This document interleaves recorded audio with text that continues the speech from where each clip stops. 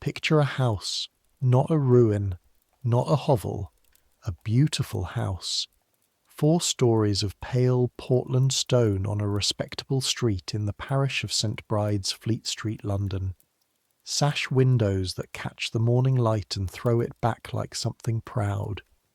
A brass door knocker in the shape of a lion's head, polished every single morning to a shine you could use as a mirror. Iron railings along the front painted black.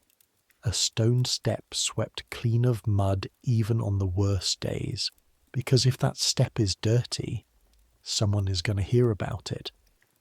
Now I want you to look at that house, really look at it, and understand something. You are not allowed to use the front door. You never have been. You never will be.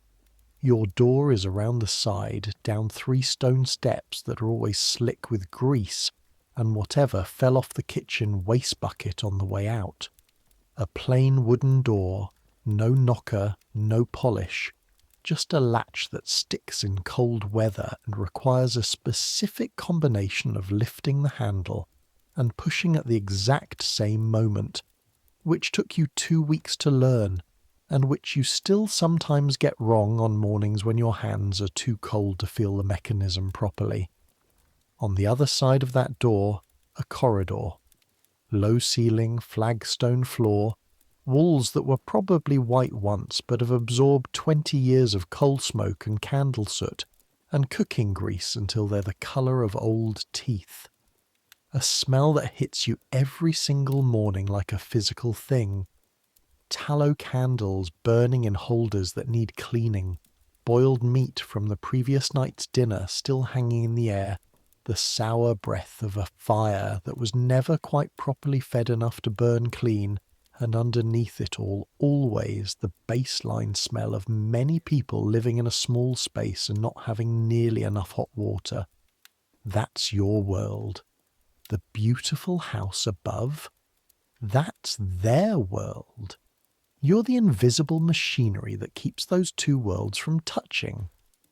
And on a Tuesday in January of the year 1743, after 8 months of doing your job perfectly, you're going to make one mistake.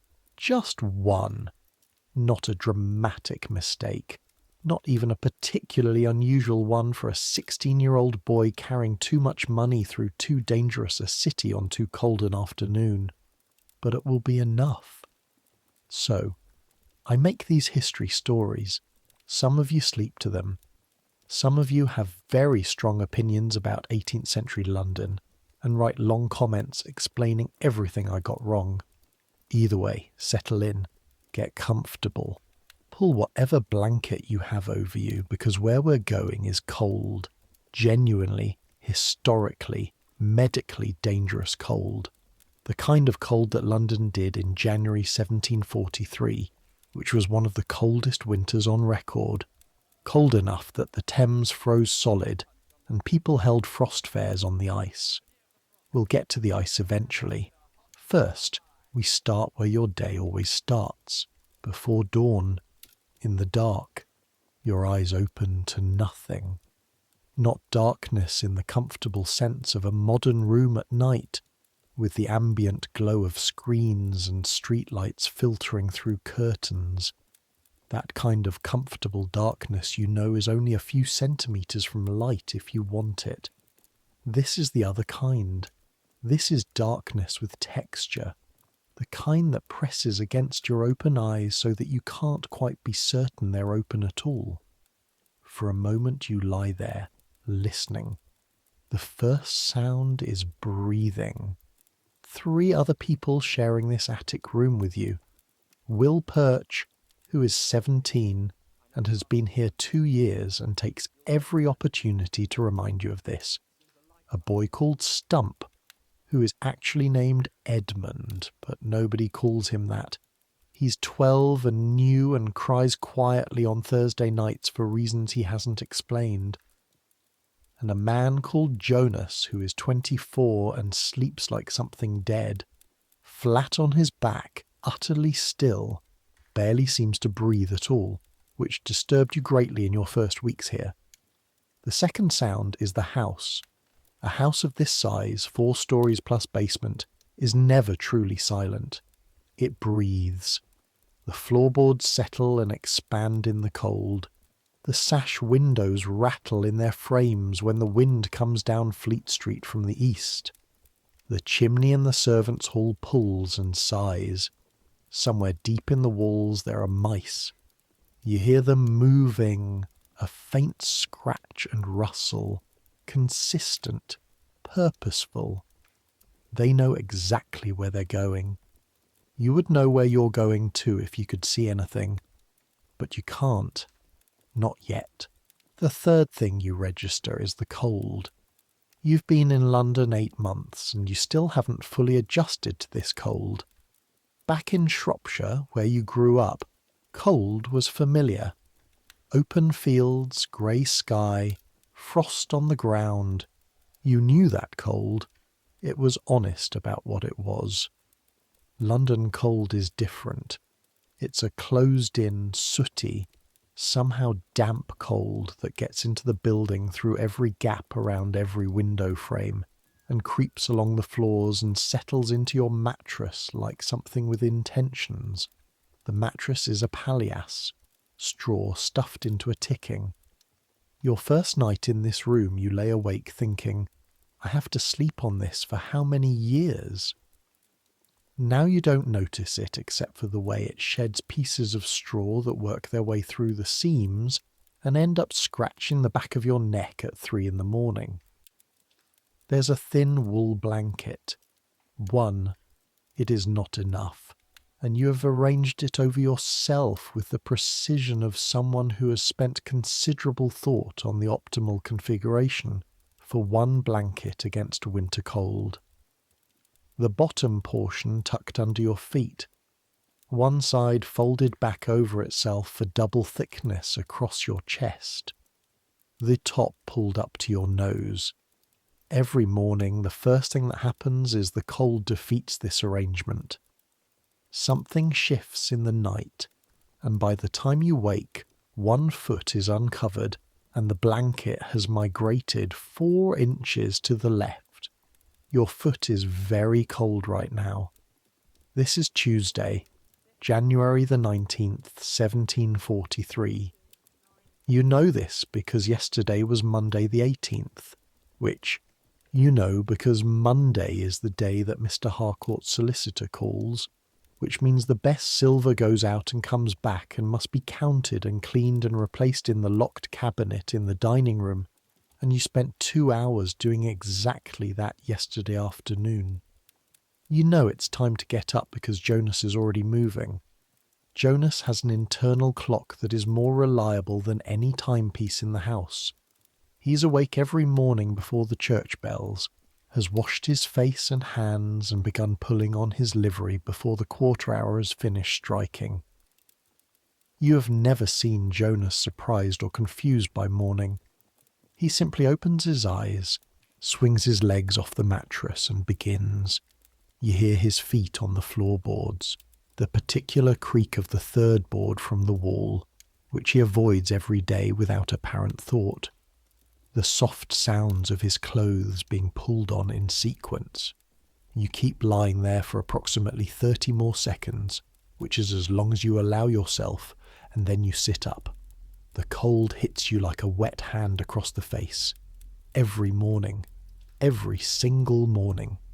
Up, Jonas says. Not unkindly. Just as a fact.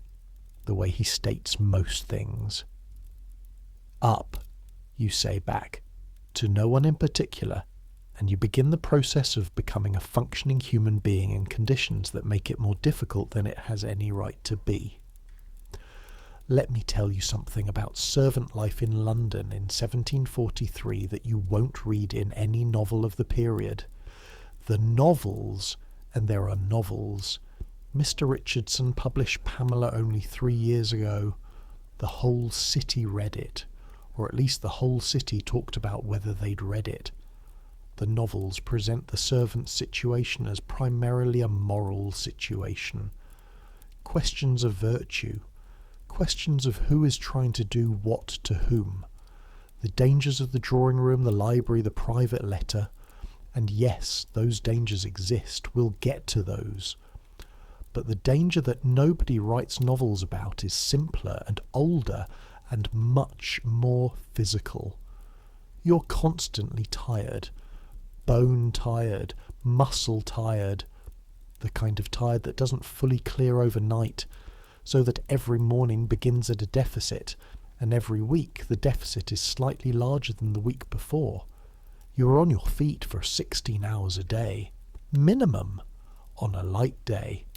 You've carried enough coal, enough water, enough firewood, enough trays of food, enough loads of laundry, enough buckets of everything imaginable, that your hands at 16 are the hands of someone older.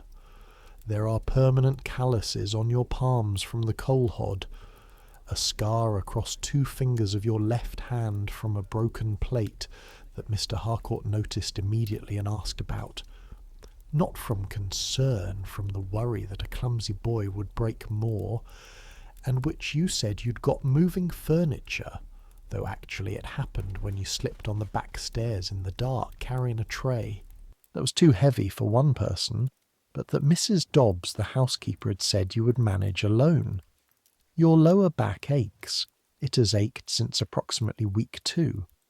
Your feet have developed a blister on the right heel that healed into a callus that developed a new blister underneath it, an architecture of damage that your body has simply incorporated as normal.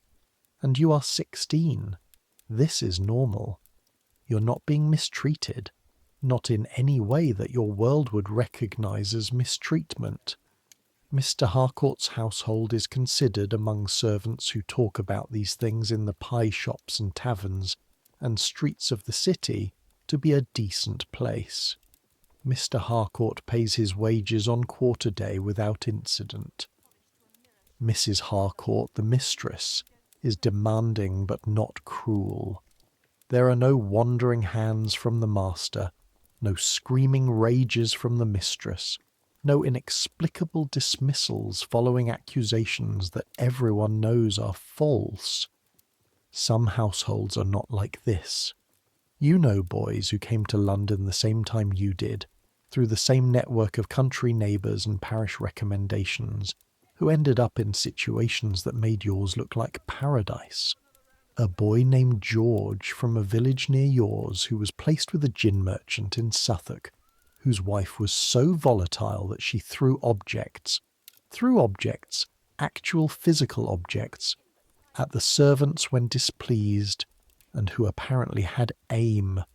You have never had anything thrown at you. So, a decent place. A place that is exhausting, cold, rigid in its expectations, and that requires you to be simultaneously present and invisible, but decent. And in 8 months, you have learned to be good at it. That's the thing that matters this particular Tuesday morning, as you pull on your white stockings. They must be white. If they are not white, they must be washed until they are. The blacking on your shoes must be fresh. Your hair must be combed. The brass buttons on your livery coat must be polished every other day. As you lace your shoes in the dark, by feel and check Jonas's face to read whether you've done it right. You've been good at it. And because you've been good at it, you have been trusted. And because you have been trusted this afternoon, you will be carrying £40 in banknotes across the city to a goldsmith on Lombard Street, and you will not get there. But that's this afternoon. Right now it is before dawn, and before any of that happens there is work. There is always work first. The morning begins in the basement kitchen, which is where everything begins in a house of this kind. The kitchen is the engine. Large room, larger than any other room in the servants' quarters, with a fireplace wide enough to roast a side of beef in. And this has in fact been done. You watched it on Christmas Day. A remarkable, terrifying operation involving a mechanical spit and a boy whose entire job for 4 hours was to keep that spit turning and to occasionally baste the meat with the drippings, a process that involved getting close enough to a fire hot enough to blister skin if you misjudged the angle. With a range oven bolted to the side of it, and a long wooden work table scarred by 20 years of knife work, and shelves of copper pots in graduated sizes hung on the walls, and a smell that is always present, always layered, always changing in its specific character, but constant in its intensity.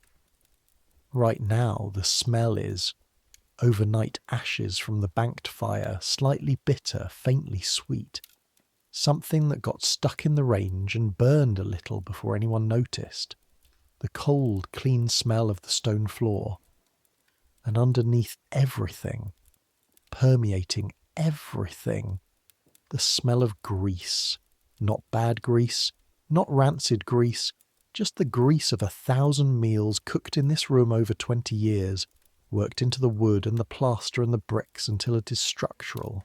Mrs. Brisk is already at the fire. This is her name.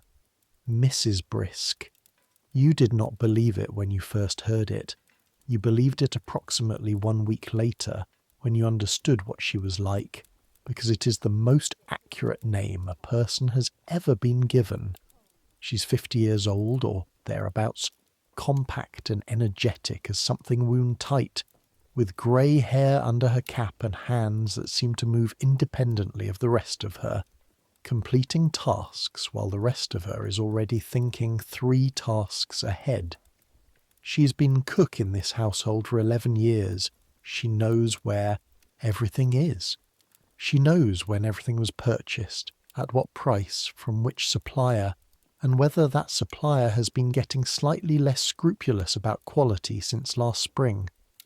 She's adding coal to the fire with the precise economy of someone who has calculated exactly how much fuel is required to bring this kitchen from its overnight temperature to its working temperature, and who has determined that extravagance is not only wasteful, but personally offensive.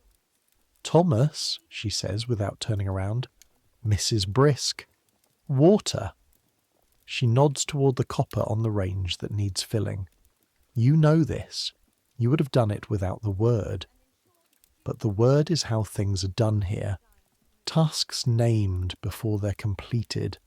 Accountability established from the first breath of the morning. You take the large bucket from beside the door, and you go to get water. The water situation in 1743 London is something that will require a moment's explanation for anyone used to a world where water appears by simply turning a handle. There are pipes. Under some of the streets there are wooden pipes, actual hollowed-out logs, jointed together, that carry water from the New River in Hertfordshire, brought down by gravity over 30 miles to a reservoir in Islington, then distributed through pipes that follow some of the major streets of the city. The New River Company. You can sometimes hear the pipes creaking and groaning beneath the cobbles, but the water does not come to this house, not to your part of it. There is a pump on Bride Lane 4 minutes' walk away. On good mornings, mornings when the pump is working, when there isn't a queue of 6 people in front of you, when the pipes haven't frozen in the night, which in January is a genuine concern. 4 minutes there, 4 minutes back, a bucket that weighs approximately 20 pounds when full and requires a specific grip and a particular way of walking to avoid sloshing too much over the side and onto your shoes.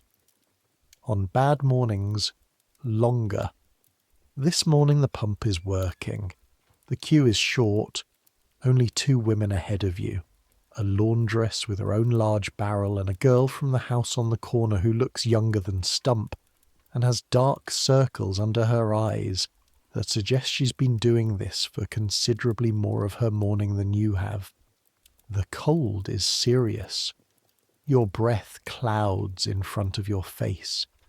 The pump handle is iron and strikes your hand like a slap of ice when you close your fingers around it, so cold that for the first 3 strokes you can barely feel your hand at all, and then it comes back with a sharp, specific ache that fades as the effort of pumping warms you. The water in the bucket steams very slightly in the cold air, just barely, just at the surface. You carry it back, the particular gait, shoulders back slightly to counterbalance, the right hand gripping the handle with the weight resting against your hip on the upswing of each step. Your shoes on the cobblestones in the dark, the particular sound of leather on frost-rimed stone, slightly different from the same sound in warmer weather, slightly more brittle, slightly more likely to mean you slip if you're not paying attention. You pay attention, you carry it back, you fill the copper, you go back for more. 3 trips, the copper is full. By the time the first grey light begins to press against the kitchen window, a window that faces north and never gets direct sunlight at any point in the year, it just gets progressively less dark throughout the day. The kitchen is in motion. Mrs. Brisk has produced, apparently from nowhere, the beginnings of breakfast for the upstairs family. This is a performance you have watched 60 or 70 times and still find slightly mystical. The way ingredients become food, with a fluency that makes it look effortless, when you know perfectly well that it isn't, because you once tried to make toast over the kitchen fire and produce something that was simultaneously burnt on one side and raw on the other, and looked, Jonas told you, like something a dog had rejected. The family breakfast is toasted bread with butter, a pot of chocolate, not cocoa chocolate, which costs considerably more and which Mr. Harcourt is very particular about. He gets it from a specific coffee house in Exchange Alley that roasts its own beans, and the delivery comes on Wednesdays, and on the rare occasions it doesn't come on Wednesday, there is an atmosphere in the house that everyone feels without it being explicitly discussed. Eggs, when the supply from their market man is reliable. Cold meat from whatever was left from the previous night. If there are guests for breakfast, which happens less often than for dinner but does happen, there is more. Your breakfast and the breakfast of everyone below stairs is different. Small beer and bread. Sometimes, meaning Tuesdays and Saturdays, a piece of cold boiled bacon if Mrs. Brisk deems the previous day's supply acceptable for the purpose. Today is Tuesday. You eat the bacon standing up. You're not supposed to eat at the family table in the kitchen. That's Mrs. Brisk's domain. So you eat at the small side table near the window, with Stump beside you, eating with the focused determination of a child who knows he needs to eat fast before someone finds another task for him, and Will Perch sitting across from you, eating his bread in that particular slow, thoughtful way he has, like he's always waiting for you to say something he can correct. 48 hours, Will says. You look at him. The frost, he says.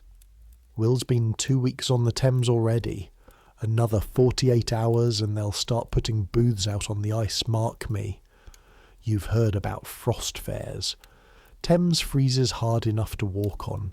People set up tents and cook food and sell trinkets and generally treat a disaster of infrastructure. The whole river trade halted, the boats locked in place, the watermen without income as an entertainment. There's been a famous one in your lifetime, when you were a baby, in 1716. Your father mentioned it once. People roasted knocks on the ice. Be good for business, Jonas says from across the room, which is the most words Jonas has said at breakfast in your entire experience. Good for whose business, you ask. Anyone's, Jonas says. A frost fair, everyone comes, high and low, together on the ice. Good for pickpockets too, mind. He looks at you with a directness that you've come to understand. over 8 months is not rudeness, but a particular form of care. Keep your hand on your pocket if you go. You're not sure you'll be going anywhere near the Thames today. You have your work, the morning duties, and then the errand. But Jonas's words sit in the back of your mind like something left on the windowsill. Keep your hand on your pocket. The morning duties. People imagine that a house like this runs itself, or rather, they don't imagine anything about it at all, which is the point. The invisibility you're trained to maintain is so effective that the people who live in the beautiful rooms above you experience their comfort as a kind of natural condition, like weather. The fire in the drawing room is warm because fires are warm. The floor is clean because floors are clean. The chocolate is hot because that is the nature of chocolate in a civilized household. It is 6:30 in the morning. You have already fetched water, carried coal to 3 of the upstairs fireplaces, the family bedrooms, the dining room, which you do before they come down, so that the fire is already drawing well by the time anyone appears, so that nobody has to experience the 10-minute period in which a newly lit fire is more smoke than heat, that experience being apparently unacceptable. Laid the dining room table for breakfast with a precision that has been explained to you in detail that you initially thought was excessive, and later came to understand was simply standard, dusted the front hall and the staircase, and polished the brass door furniture on the ground floor. You have done all of this in livery, which means the coat with the brass buttons and the white stockings and the powdered hair, which is not actually your hair powdered, but a wig, a fairly modest wig compared to what you'd see at a fashionable gathering, but a wig nonetheless, and which you hate not for any principled reason, but for the purely practical reason that putting it on in the dark in a cold attic room is difficult, and keeping it straight throughout a morning of physical labour is a constant anxious background task. The wig means something. This is important to understand. It marks you as a footman, not a hall boy or a servant of general work, which means you have been here long enough and proven yourself sufficiently to be elevated to a position that involves being seen by the family and their guests. You stand by the dining room door at breakfast and dinner and whatever other meals require a standing footman. You answer the front door when Jonas is otherwise occupied. You are, in the hierarchy of this basement corridor world, somewhere above Stump and below Jonas, and the wig is the physical marker of that. You earned the wig. This seems like a small thing. It isn't. You remember what it was like in your first month watching Jonas stand in the dining room doorway in his full livery, the ease of it, the learned stillness. How does he stand like that for an hour without shifting, without fidgeting, without anything, and thinking, I couldn't do that. I genuinely couldn't do that. You can do that now. You learned it the way you learned everything here, by watching and then doing and then being corrected and then doing again. Mrs. Dobbs, the housekeeper, she runs the female side of the household staff, the maids, the laundress who comes on Mondays. Technically, Jonas answers to Mr. Harcourt directly, and through Mr. Harcourt to a vague sense of how a proper household should function. But in practice, Jonas answers to nobody, because Jonas simply does everything correctly and always has.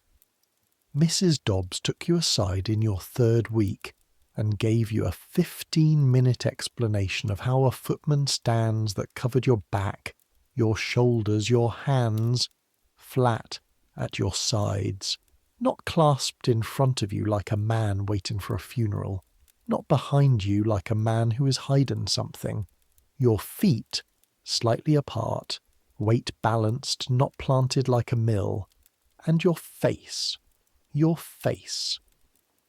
You have a face that shows everything, she told you, in the particular tone of someone delivering information that is not a compliment, but is also not an insult, just a fact that needs to be addressed.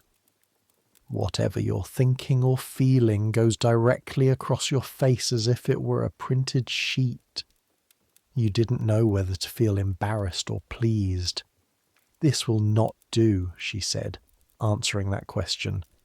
When you're in this room, you are not present. You are furniture. Very expensive, very well-maintained furniture that happens to be capable of opening doors.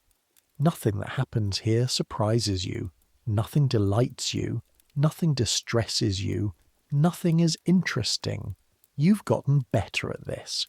You've gotten quite good at it, actually. The emptying of the face, the pulling back of everything into some interior room where it sits, processed, catalogued, and not displayed. It is a strange skill for a 16-year-old boy to develop.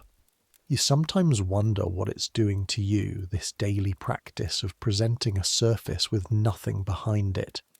Whether it's building discipline or whether it's building something else, you haven't decided yet. It's now 8 o'clock. The family is at breakfast. Mr. Harcourt first, 47 years old, a man whose body seems built for a slightly different life than the one he's living, broad-shouldered and thick through the chest, the kind of frame that in a different century or a different class might belong to someone who worked outdoors. He made his money in the wool trade, then in financing the shipping of wool, a gradual movement from things you can touch to things you can only measure in paper and figures. And now his office is 2 streets away, and he goes there 5 days a week and conducts business that requires a great deal of sitting and talking and writing, which his body endures but clearly doesn't enjoy. He is not unkind. He looks at you occasionally when you're pouring his chocolate, a direct look that registers your existence rather than looking through you, which some employers don't bother with, and once, early in your tenure here, he asked you where you were from and listened to the answer with apparent interest. He never asked again. This is not cruelty. This is the economy of a man with a full life and limited time. You've been filed away correctly, you're working, you're acceptable. No further questions at this time. Mrs. Harcourt, 39, shorter than her husband, with a composed face that gives very little away unless she chooses to give something away, at which point it gives it away with considerable precision. She manages this household with the attention of someone who considers management a serious occupation, which it is.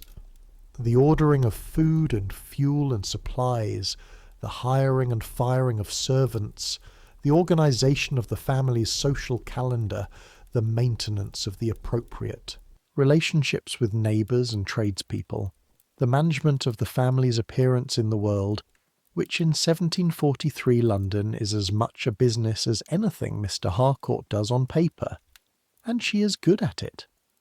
She notices things. This is the most important thing about Mrs. Harcourt for your purposes.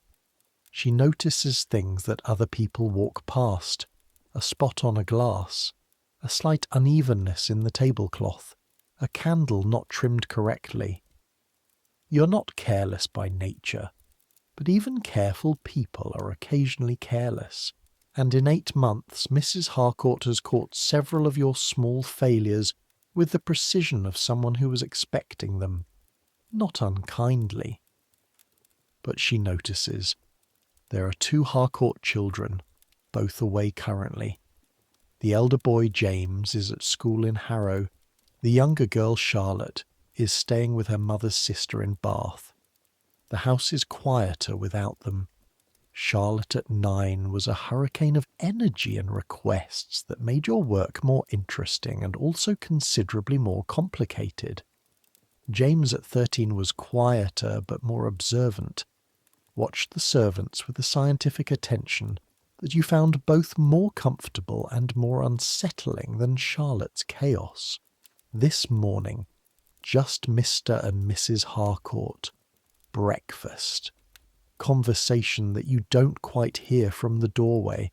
Something about a dinner party being planned for next week. Someone named Mr. Forsyth, who apparently has an opinion about something that Mr. Harcourt finds reasonable, and Mrs. Harcourt does not. You stand. You watch nothing.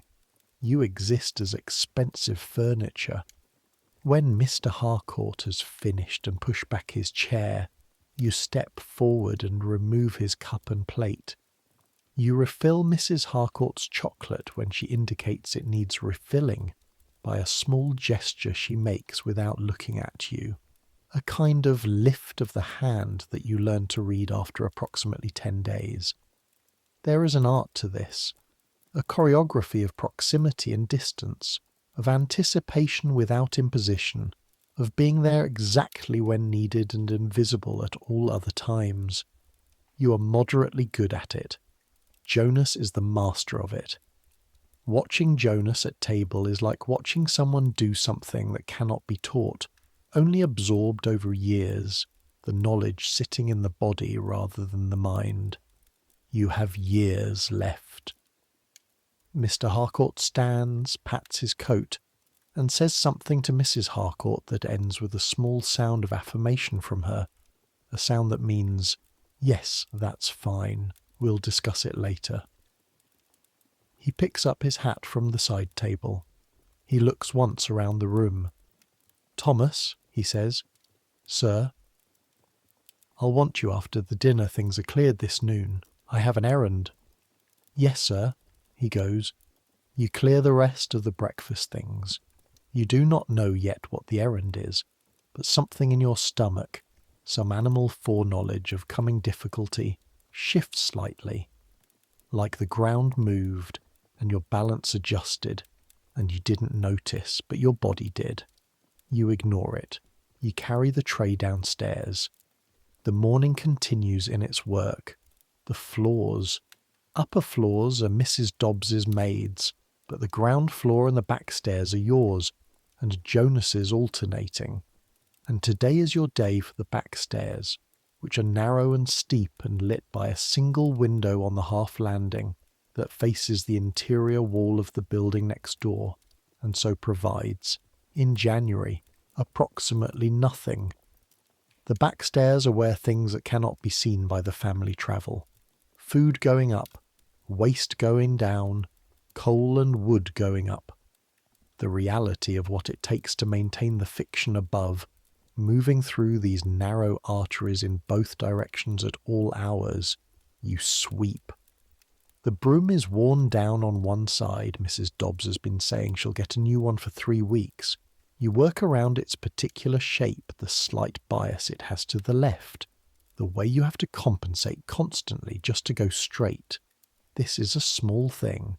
This is everything about this life in miniature. Constant small compensations for tools that aren't quite right. Systems that aren't quite adequate, conditions that require workarounds, all maintained with an outward smoothness that should look, from above, like effortlessness.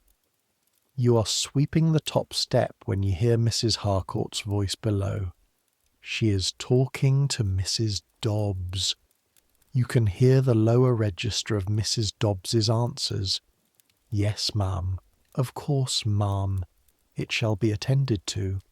And Mrs. Harcourt's voice above it, clearer, more precise. You catch. £40 to Aldous on Lombard Street, the goldsmith. He'll be expecting it. The boy will carry it. The boy. This, you have learned, means you. Jonas is Jonas. Will is the new one, or sometimes simply Perch. But you are the boy, in Mrs. Harcourt's parlance, because you arrived young and have somehow remained the boy in her vocabulary, regardless of how many months have passed. £40. You process this number while continuing to sweep, steadily down the stairs. The broom going left, right, the dust and small debris rolling ahead of it in a little wave. £40. In 1743, £40 is approximately, let me put this in a way that lands, £40 is what you earn in slightly over 3 years. As a footman, you're paid around £12 to £15 a year, not all at once, quarterly on the quarter days.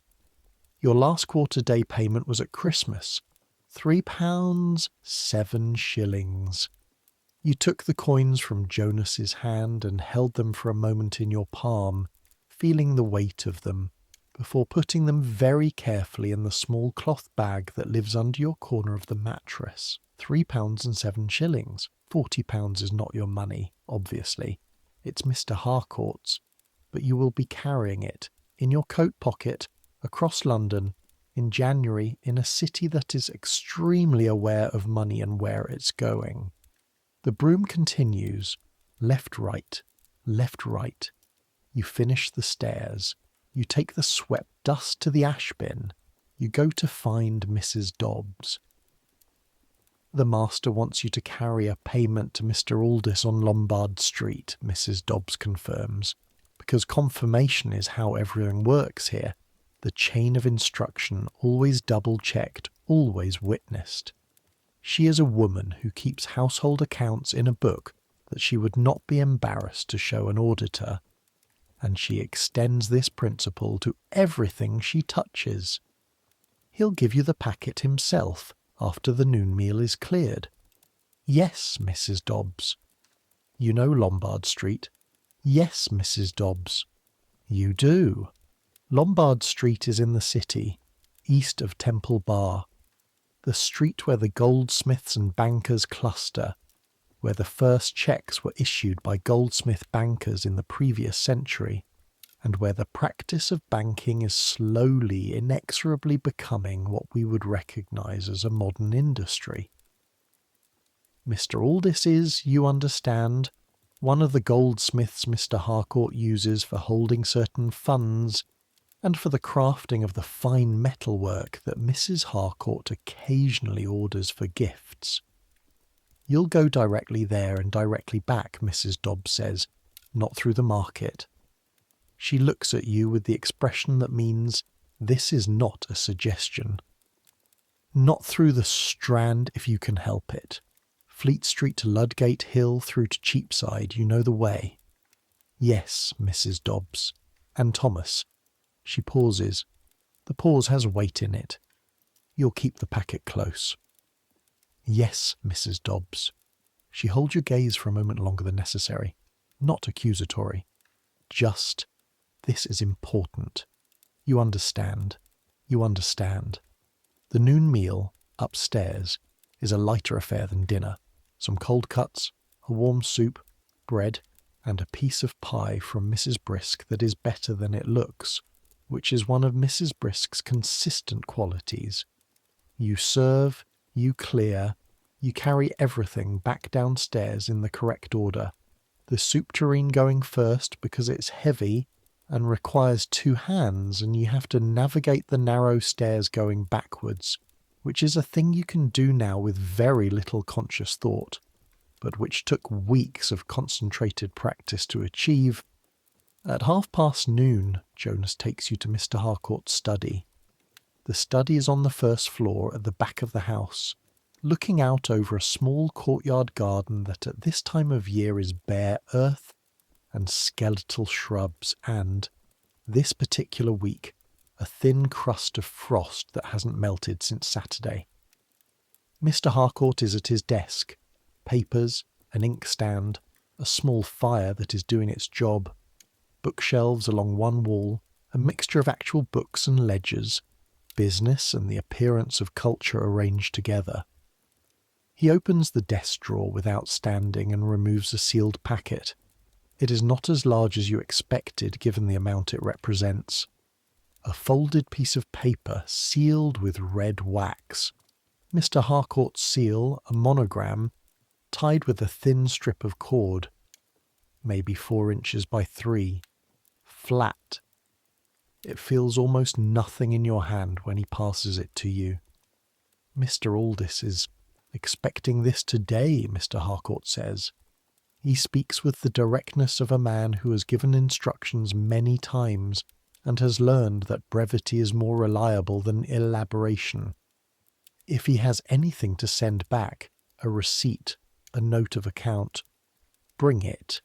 If he doesn't, come straight home. Do you understand? Yes, sir. Fleet Street to Ludgate Hill. Keep out of the Strand today. There's some sort of procession happening, and you'll be all afternoon fighting through it. Yes, sir. He looks at you, that direct look that registers your existence. Good lad, he says, which is high praise from Mr. Harcourt, and you feel it briefly, warmly, before the weight of the task in your hand replaces it. You put the packet in the inside breast pocket of your coat. The pocket is deep, designed for exactly this kind of carrying, secured by a button at the top that you now fasten. You feel it there against your chest, the faint crinkle of paper, the slight warmth from your body beginning to transfer to it. You go downstairs to get your coat. Your outdoor coat is different from your livery. The livery stays in the house. Outside, you wear your own coat, which is dark blue wool, reasonable quality but not fine. The coat you arrived in 8 months ago, a little shorter in the sleeve now because you've grown, a fact that you've noticed with some private pleasure, as you were when you arrived. The second shortest person in the household above Stump, with brass buttons that need doing differently from the livery buttons, and which you always mix up in the first 3 buttons before your fingers remember. Shoes over the stockings, hat. You pull on both with the speed of someone for whom dressing is a practical operation with no aesthetic consideration whatsoever. The hat is a plain thing, dark felt, slightly too large for your head, bought second-hand from a shop on Shoe Lane for 4 shillings in your second month, when the hat you arrived with gave up entirely in a rainstorm. The packet is in your inside pocket, buttoned in. You press your hand over it once, just feeling it there, and then you go. The door at the bottom of the basement stairs, the latch, lift and push simultaneously. The mechanism sticks slightly. The wood is swollen in the frost, and you apply the particular pressure and angle that it requires, which you learned in week 2 and which has been refined in 8 months into a single fluid gesture. The cold hits you immediately, like stepping through a doorway into a different world, which you essentially are. The January air of London in 1743 is not simply cold. It is a cold with texture and content. It carries coal smoke, 100,000 fires burning throughout the city, the particular sharp smell of sea coal from Newcastle, the fuel that heats the city, that blackens every surface, that leaves a fine grit on every windowsill and coats the insides of every Londoner's lungs with a thin dark film that is not doing anyone any good. And underneath the smoke the river smell, always the river, the Thames never fully absent from the city's atmosphere, the mud flats at low tide carrying something biological and complicated that you've stopped noticing in any conscious way, but that your body still registers as here, this place, this city, and the cold itself. This particular cold has been building for 2 weeks. It has weight to it. It has seriousness. You take a breath and it enters your body like a handful of iron. You turn left out of the gate and begin walking. Fleet Street at noon in January. I need you to understand what walking down Fleet Street means here, because the word walking doesn't quite cover it. There are no pavements. Well, There are raised curbstones in places, sections of raised walkway that have been built by the parishes, and along some of the better maintained streets you can find a few feet of elevated stone path that keeps you above the level of what's on the road, but it is not reliable. It does not run the whole length of any street, and when it ends you're back in the road with everything else. And everything else is people first. Hundreds of people on a moderately busy Wednesday noon. They move with the particular density of a city that has been growing faster than its streets, flowing around obstacles and each other with the compressed efficiency of water finding the lowest path. There is a navigational code, loose but real, and anyone who has lived in London for more than a month has absorbed it the way you absorb a language. You can't explain the rules, but you function within them. You know what that particular movement of a shoulder means. You know which part of the street is faster and which is slower. You know not to stop moving unless you want the flow to part around you with hostility. Horses, working horses, not the fine horses of the fashionable parks, but the horses that move things. Cart horses with flanks like walls and feet like dinner plates, their breath coming in great clouds in the cold air, their iron shoes ringing on the cobbles in a rhythm that you feel in your chest before you hear it with your ears. A horse of this size coming at you in a narrow street requires either a step back against the wall or a step forward with confidence and the assumption that the driver will steer around you, and reading which approach is appropriate requires a quick judgment about the speed and trajectory and the apparent disposition of both horse and driver that you've gotten quite good at. Carts, flatbed, loaded, the drivers sitting high on the front with the reins loose, and their eyes either watching the road with experienced efficiency or, this is the dangerous kind, watching something else entirely. The smell of the street itself. You've read about the problem of London streets and the various civic attempts to address it. The Acts of Parliament about channeling waste into the kennels in the centre of the road. The watermen who are supposed to clean these channels. The regular complaints in the newspapers about the state of the city. The prints, the pamphlets, the general sense of civic embarrassment about the gap between what London aspires to be and the substance underfoot. The reality is, it smells. It smells like the concentrated waste product of 500,000 people, and their horses living in a space not designed for this many bodies, and it smells like this every day, varying only in intensity, worse in summer, still present now, the cold having preserved rather than removed most of what accumulates in a city without a modern sewer system. You've stopped smelling it mostly. Your nose gave up trying to register it as notable information somewhere around month 3, but your feet know it. The cobbles are uneven, slick in places with things you don't examine closely, and you navigate them with the specific gait you've developed for London streets.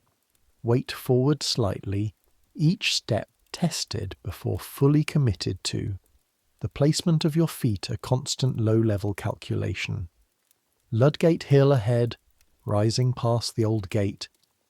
The gate itself demolished 20 years ago, only the name remaining, one of London's many ghost features, things referenced long after they've gone, and beyond it the swell of St. Paul's Dome coming into view, which it does on this street in a way that still, even 8 months in, makes you stop thinking briefly about whatever you were thinking about.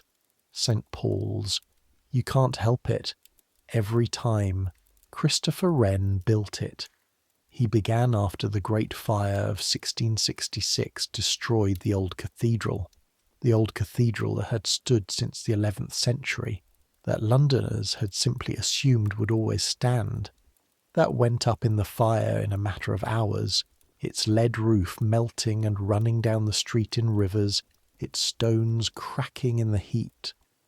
And he spent 36 years on the new one. 36 years.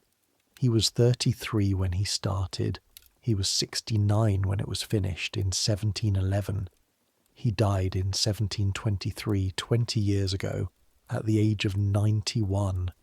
And he is buried inside the cathedral he built, and on his tomb there is a Latin inscription that translates as, "Reader, if you seek his monument, look around you." You didn't know this when you arrived in London. A boy from a village in Shropshire doesn't necessarily arrive with a comprehensive knowledge of the history of the monuments he's about to walk past every other day.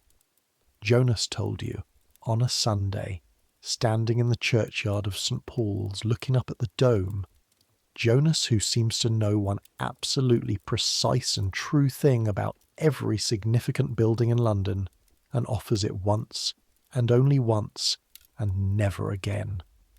The dome is 365 feet high, 1 foot for every day of the year. Whether that's deliberate or coincidence, nobody agrees. You believe it's deliberate because it's exactly the kind of thing that Wren, by everything you've since heard about him, would do.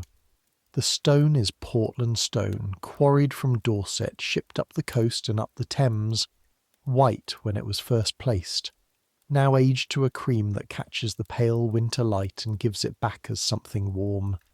The dome has a lantern on top, and on top of the lantern a ball, and on top of the ball a cross, and from the street you have to tilt your head back to see it, and doing so gives you a brief vertiginous sensation as if the whole building might be leaning slightly over you, which it isn't, but the scale is large enough that the eye gets confused.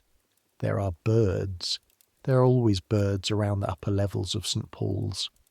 Right now, in the cold, clear air, they wheel around the drum of the dome, small dark shapes against the grey sky, performing the particular indifference to gravity that birds have and humans watch, with a mixture of admiration and something that isn't quite envy but is adjacent to it. Your grandfather might have seen them building this. He was born in 1665, the year before the fire. He would have grown up in the city of the old cathedral and lived through the fire and the 36 years of construction, and seen the new dome emerge above the roofline and thought, there it is. That's what it will look like. That's what we're all carrying around in our heads now. You didn't know your grandfather. He died the year before you were born. Sometimes, looking at St. Paul's, you feel like you're using the same eyes. You don't have time to stand and look. The packet is in your breast pocket and Lombard Street is 10 minutes ahead, and you're supposed to be there and back before the afternoon runs away from you. You walk on, through Cheapside, cheap, from the Old English word for market, and it has been a market street for so long that the fact is simply built into the stone at this point, the ground memory of 1,000 years of commerce. And the cold is sharper here because the street is wider, and the wind comes down it directly from the east without anything to break it, and you put your head down slightly and feel the cold against your nose, your ears, the exposed strip of your forehead between your hat brim and your eyes. The packet is warm against your chest. Your chest, generating heat, has been sharing it with the paper since you left the house. A slow equalization. The notes inside it, bank notes, issued by the Bank of England, which was founded in 1694 and whose building is just around the corner from where you're heading, a fact that is either reassuring or slightly unsettling depending on how you think about it. The notes are warm from your body. You keep your right hand in your coat pocket, not holding the packet. It's in the inside breast pocket, buttoned in, safe. but there is a comfort in the proximity of the hand to the pocket, a territorial animal comfort. This is mine. I know where this is. You've been trusted with money before. Small amounts. Errand money. The few shillings needed for a specific purchase from a specific shop. Money that you've always delivered correctly, always accounted for to the penny, always brought the change back wrapped in the paper it was counted out on. This is your record. 8 months, perfect record, not a penny unaccounted for. The £40 is categorically different in quantity. But you've told yourself, since the moment it went into your pocket, that it isn't different in kind. It's paper. It goes in one pocket. It goes into Mr. Aldis's hands. It's done. The amount is their business, not yours. This is what you're thinking as you turn from Cheapside onto the side street that will bring you to Lombard Street. This is what you're thinking when the cold hits you differently. Not the general cold of the street, but a specific, directed cold. Wind funneling between two buildings and straight through your coat as if your coat is not there, and you shudder and your steps slow for a moment. And that's when you see the sign. The sign reads, "The Three Bells, licensed to sell ale, wine and spirituous liquors." You've passed this place before. You know it in the way you know most of the buildings on your regular routes. Registered, categorized, not particularly noted. A tavern, low-fronted, dark windows, a smell of smoke and ale drifting from underneath the door. The cold, which has now reached your ears with serious intent, makes a suggestion. The suggestion is, you could go in there for 5 minutes. You are 2 minutes from Lombard Street. Mr. Aldis is expecting the payment today, but not at a specific hour. 5 minutes. Warm yourself by the fire. The packet is buttoned in your pocket.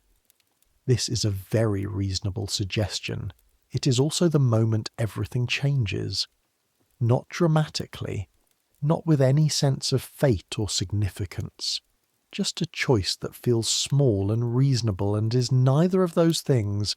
A choice made by a cold 16-year-old boy who's been carrying other people's coal and water and food and money all morning, and who wants 5 minutes of warmth before the last stretch of his errand. You push open the door of the Three Bells and go inside. The interior is dim. The windows are small and facing away from what little light there is this afternoon. 2 tallow candles burn on the bar, producing more smell than light. The fire is in the far corner, and there are 3 or 4 men arranged around it with the territorial concentration of people who got to the fire first and intend to maintain their position. The smell hits you in layers that I want to stay with for a moment, because smell is the thing the history books skip, and the thing that would be, if you could step back into this room, the most immediate and overwhelming part of the experience. Top layer, wood smoke, clean and honest, the smell of the fire doing its job. Below that, stale ale, the particular sourness of spilled beer, absorbed into floorboards over years and decades. A smell that's almost sweet in a fermented way, not unpleasant, but insistent. Below that, bodies.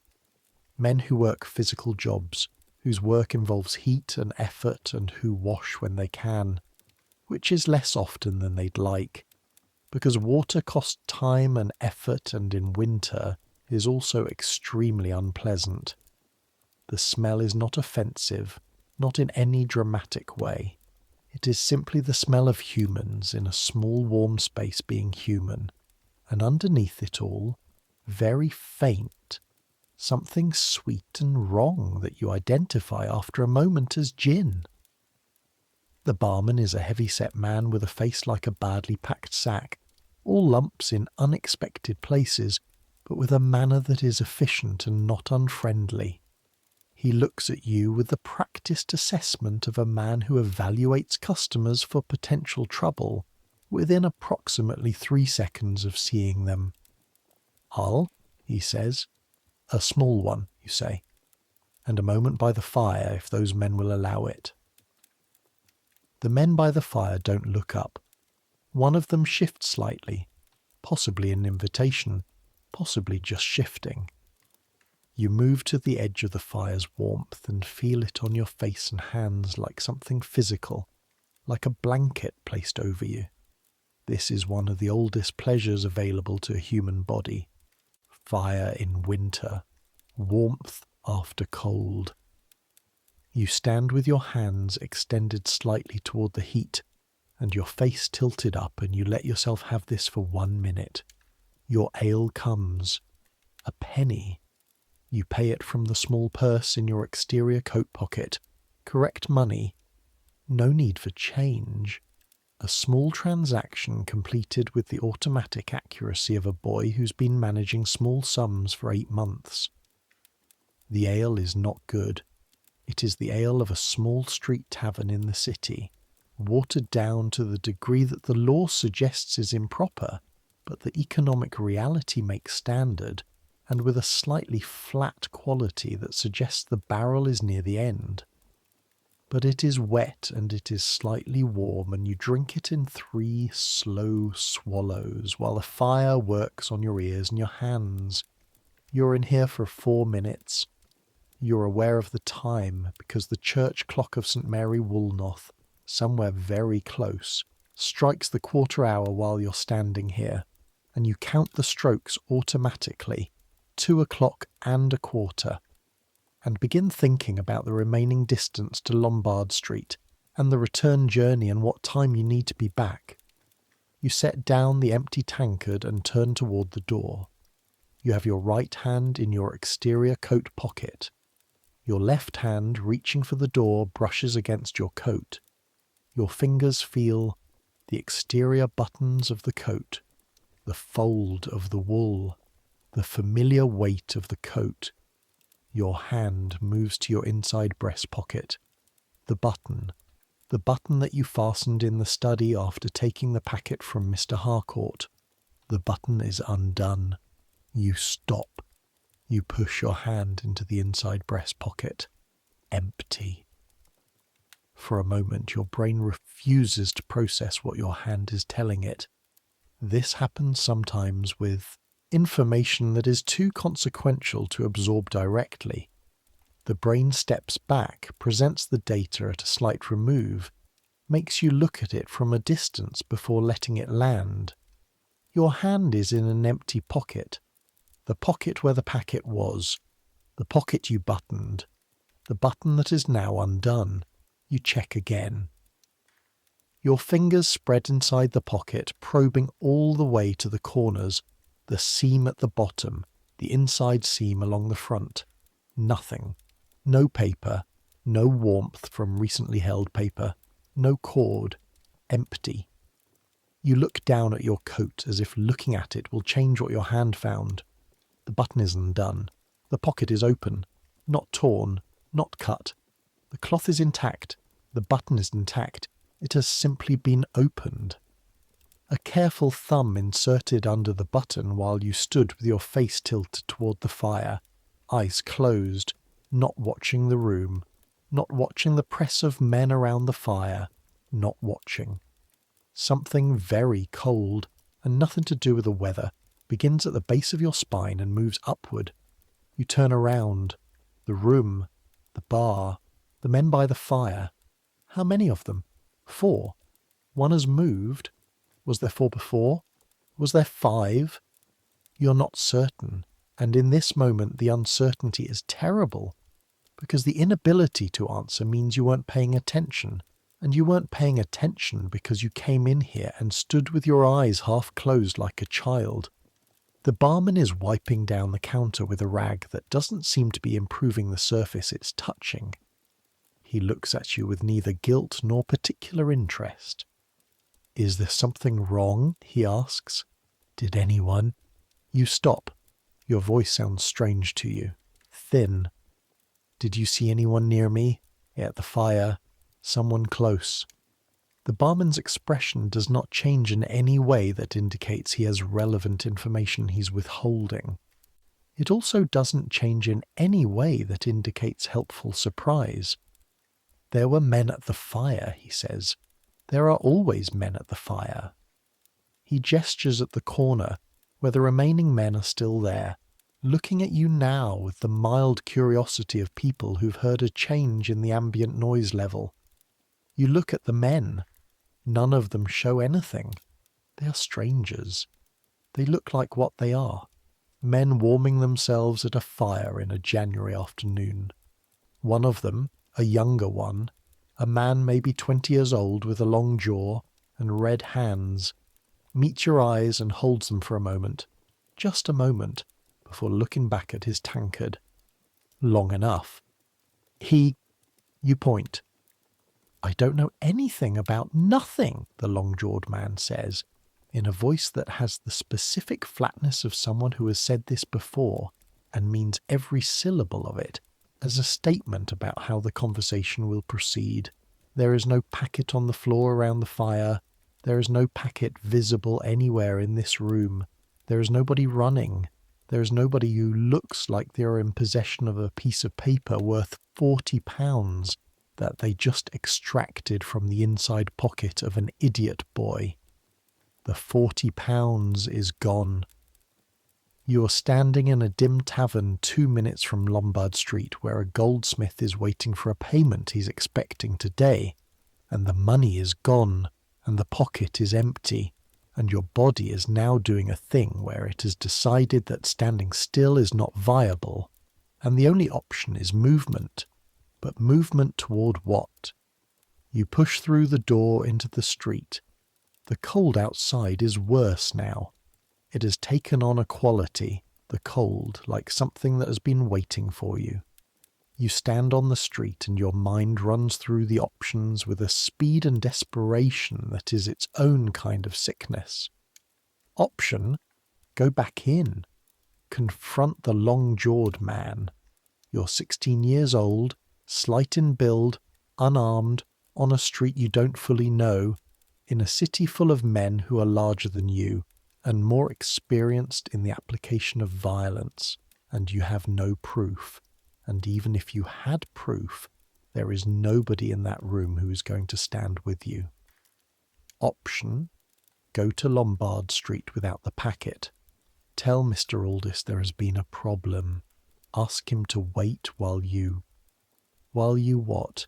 Go back to Fleet Street and ask Mr. Harcourt to replace the £40 you lost because you ducked into a tavern to warm yourself and didn't keep your hand on the money? While you report to the man who trusted you with the most money you've ever carried that you failed him in the most basic possible way. Option: find the man. He's on foot, in the city, which is dense and complicated with alleys and courts and passages running between buildings that someone who knows it can vanish into within 30 seconds. He may not even still be in the tavern. He was probably gone before you'd finish patting down your pocket. Option: go home.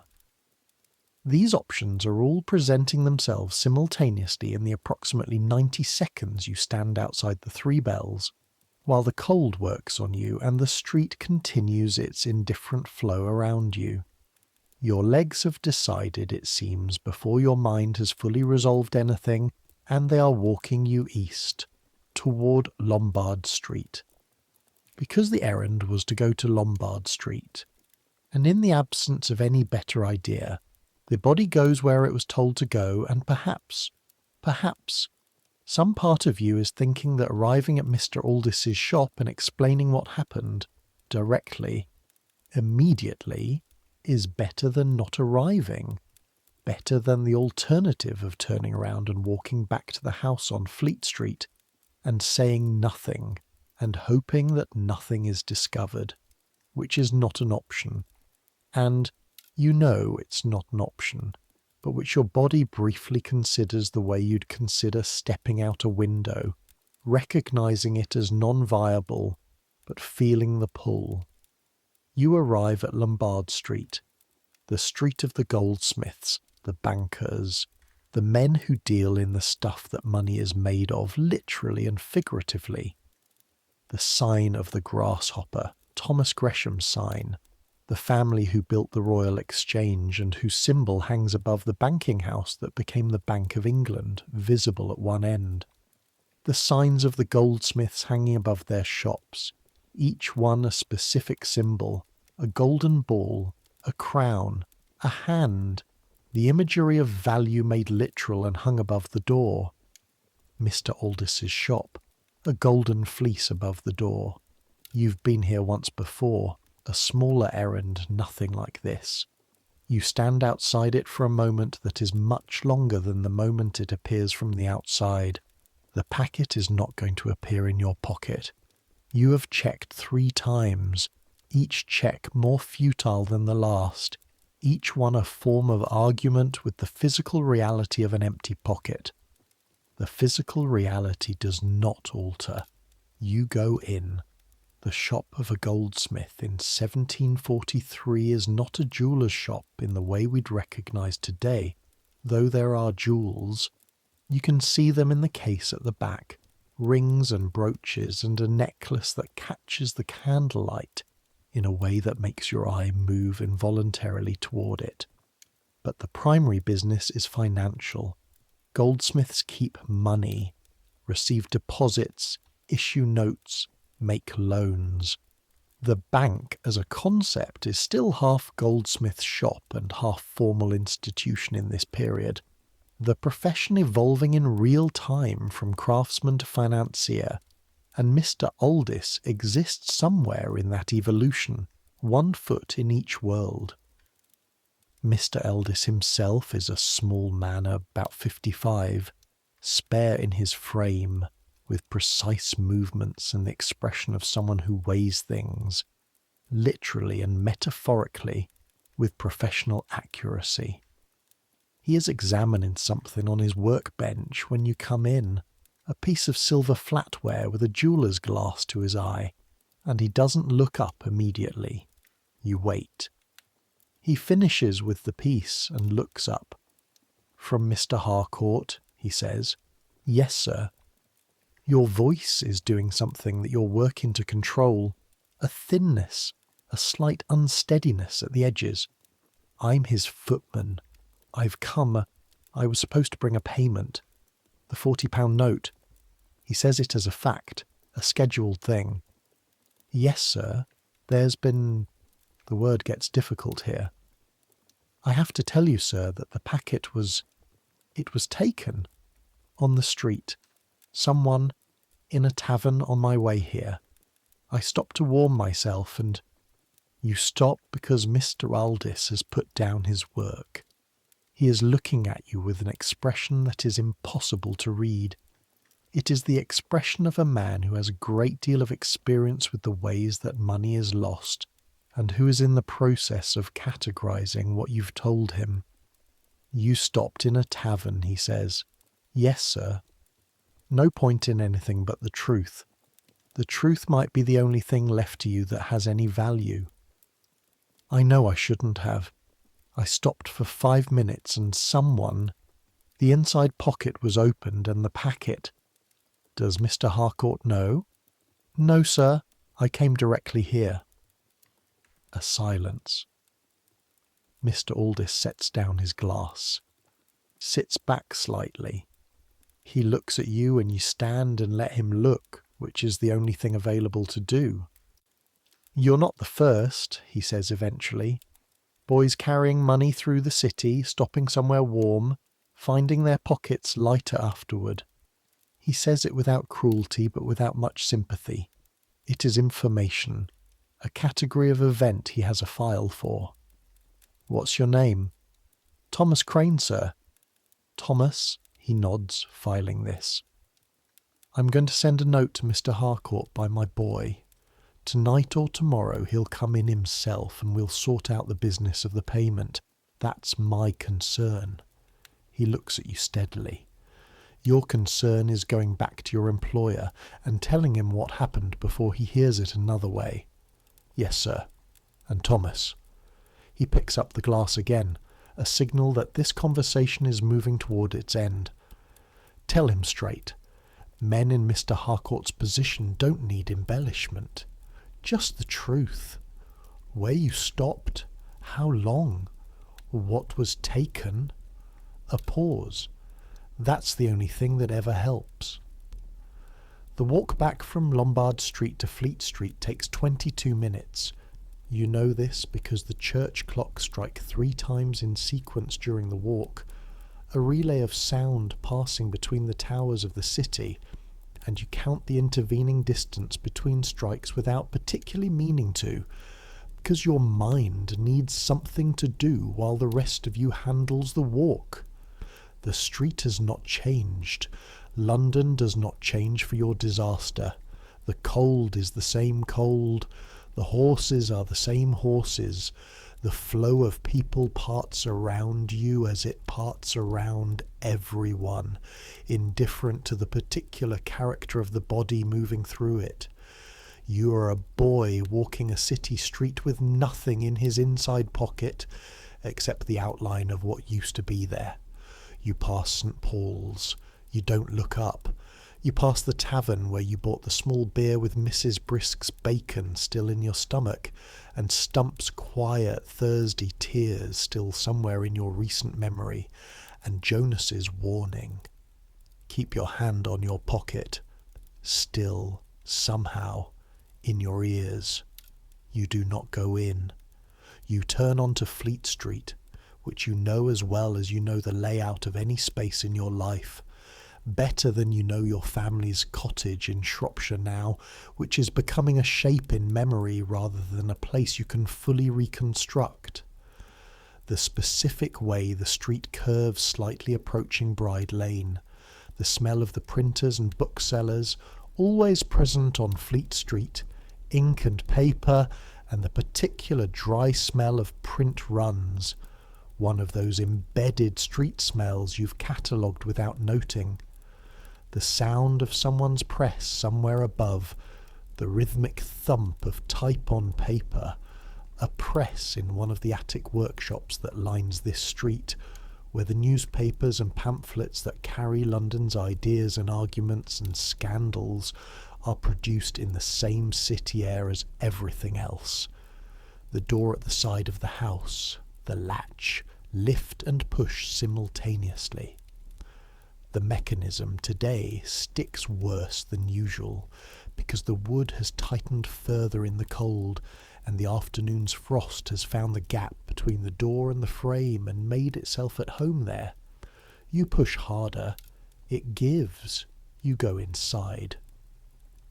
Jonas is in the back corridor, returning from some upstairs task, his livery coat brushed smooth, his wig straight, his face as it always is in the house, present and attendant and not particularly readable. He sees you. He looks at your face, something in your face that shows everything, Mrs. Dobbs said in your 3rd week, your face that is a printed sheet, is apparently quite legible right now because Jonas stops. What happened? He says. The money, you say. The packet. It was taken. Jonas is still for a moment. Then he says, very quietly, Where? A tavern on Ludgate Hill. I stopped. I know why you stopped, Jonas says, and his voice has something in it that is not quite accusation and not quite pity, and is more like the sound of a man recognising something he anticipated. It's cold, and it was a long walk, and the fire was there. Yes. Jonas is quiet again. He is thinking. You can see it, the particular stillness that is Jonas thinking, which is different from Jonas simply being still. Have you told anyone? No, Mr. Aldous is sending a note. How long before it arrives? Tonight, tomorrow at the latest. Jonas nods. He looks at the floor, then at you. You have to tell Mr. Harcourt. Yourself, he says. Before the note comes, if the note comes first. He doesn't finish the sentence. He doesn't need to. I know. Now? You think about this for approximately 3 seconds and then understand that thinking about it is the same as saying no, and no is not available. Now, you say. Jonas walks upstairs with you to the study door. He doesn't knock or announce you, that's not the form. He just brings you there and stands in the corridor as you raise your hand to knock, and something about the presence of him there behind you. Jonas, who has 2 years left on his service here. Jonas, who has never once in your knowledge been involved in anything that could reflect badly on him. Jonas, who is risking proximity to your disaster by being here, makes the knock steadier than you expected. "Come," says Mr. Harcourt's voice inside. The study is darker than the morning. The afternoon light through the north-facing window is already going. Candles have been lit. 2 on the desk, 1 on the mantel. Mr. Harcourt is reading, not at his desk, but in the chair by the fire, a position that is more relaxed than his working posture, and he looks up with the expression of a man whose private hour is being interrupted. His expression shifts almost immediately. You're in your outdoor coat, without the livery, your hat still in your hand. You took it off outside the door, a reflex of proprieties even now, and your face is apparently doing what it always does when faced with something too large to conceal. "Thomas," he says. "Sir." You stand. The room is warm. The fire is good. The irony of this warmth is not lost on you. "I have to tell you. The errand. The packet, sir. It's taken. A man in a tavern on Ludgate Hill." I stopped. I shouldn't have stopped. I had the packet buttoned in my inside pocket, and while I was by the fire, someone opened the button and took the packet. I went directly to Mr. Aldis afterward and told him what happened. He said he'd send a note. I came straight back. Silence. Mr. Harcourt has put down the book.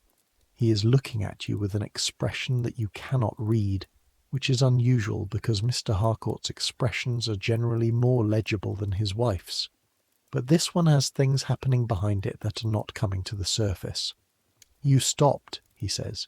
"Yes, sir." "In a tavern?" "Yes, sir." "With £40 in your pocket?" "Yes, sir." Another silence, longer. "Why?" he says. And then, before you can answer, "Not why were you robbed? I know why you were robbed. Why did you stop?" You open your mouth. The true answer: "I was cold. I wanted 5 minutes. I made a decision that seemed small and was large, and is the one you have.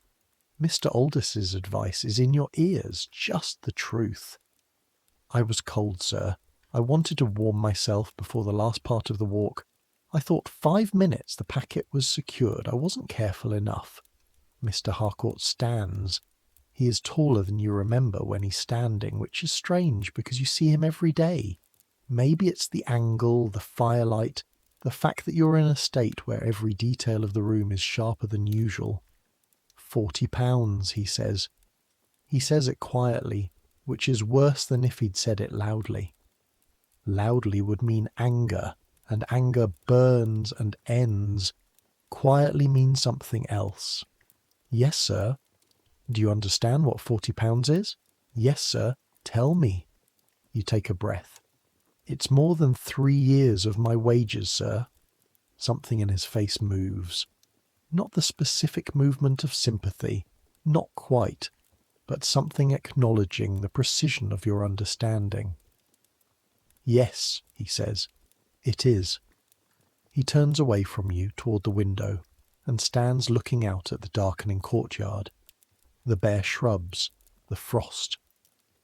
It's also a payment due which now isn't made, and a business relationship that has been made inconvenient, and a reputation, mine, that depends on reliable conduct, which now has a small crack in it. He turns back. "You went directly to Mr. Aldis." "Yes, sir." "And told him what happened?" "Yes, sir, he said to tell you straight, sir, before the note." Another silence. Who else knows? Jonas, sir. He was in the corridor when I came back. I couldn't. You stop. My face, sir. Something passes across Mr. Harcourt's face that is not a smile but is adjacent to one, briefly, before it goes. Your face, he says, with a tone that confirms he has noticed this trait of yours independently. He moves back to his desk, and there is something in the way he moves that tells you the next words are going to be the words that decide what happens next. The words that determine whether you still have a position in this house tomorrow. You wait. I won't call you a thief, he says at last. He sits at the desk but doesn't look at the papers on it, looks at the middle distance instead. What you've done is not theft. You were careless. You stopped when you shouldn't have stopped. The outcome is the same as if you'd been careless with an open flame. He looks at you directly. But the cause matters. I've had boys steal from me. I know what that looks like. This isn't it. Your hands, which have been entirely still, make a small movement that you don't fully control. But I cannot. He stops, starts again. You cannot carry money for me again. That's the simple fact of it. Whatever my reading of your intent, the outcome is that £40 is gone from my pocket and there is no way to make that right. A servant who cannot be trusted with valuables cannot be employed in a position that requires it. He pauses. Do you understand the distinction I'm making? Yes, sir. You're not a bad boy. You're a careless one. In this case, careless is sufficient. He looks at the fire. I'll write you a character. It will say you've served 8 months, that you worked honestly, that your departure is due to a single incident of negligence. He turns back. That's not nothing. A character with that language will get you another position. Eventually. It won't be easy, but it's possible. You understand. You understand fully, immediately, in a way that doesn't require explanation. A character. The piece of paper, a letter, a certificate that a servant needed to get their next position. A recommendation from their previous employer that attested to their character and conduct. Without a character, you could not get work in a respectable household. With a character that mentioned negligence, you could get work, but it would be harder and lower and further from any of the things you've been building toward.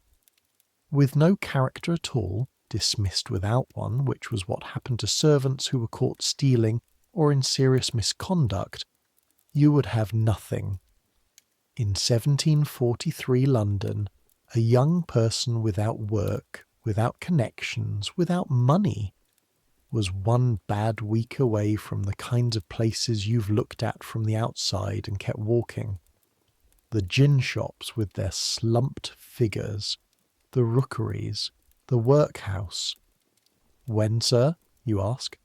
Tomorrow morning, he says. I'd like you out before the day begins. Mrs. Dobbs will settle what's owed you. He looks at you. I'm sorry it came to this. And the strange thing, the thing that sits with you later, that you return to many times in the days ahead, is that you believe he means it. Not as absolution, not as comfort, just as a true statement. He is sorry, in the way that a man can be sorry about a breakage that someone else caused.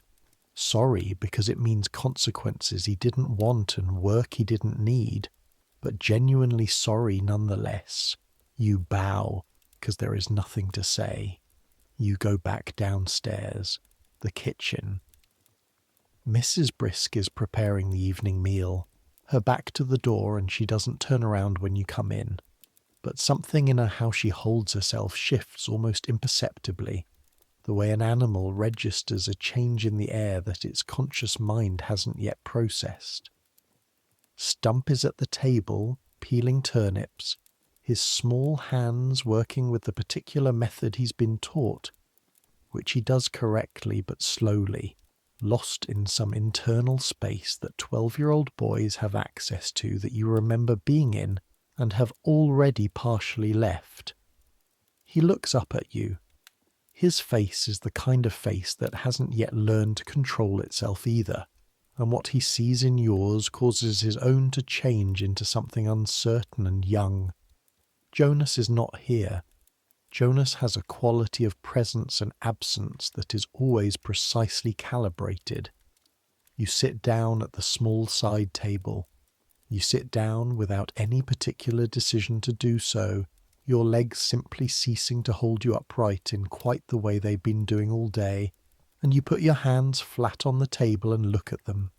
These hands, the calluses from the coal hod, the scar on the 2 fingers, the bitten nail on your left thumb, a habit you've had since childhood that you've been trying to stop for 8 months and haven't.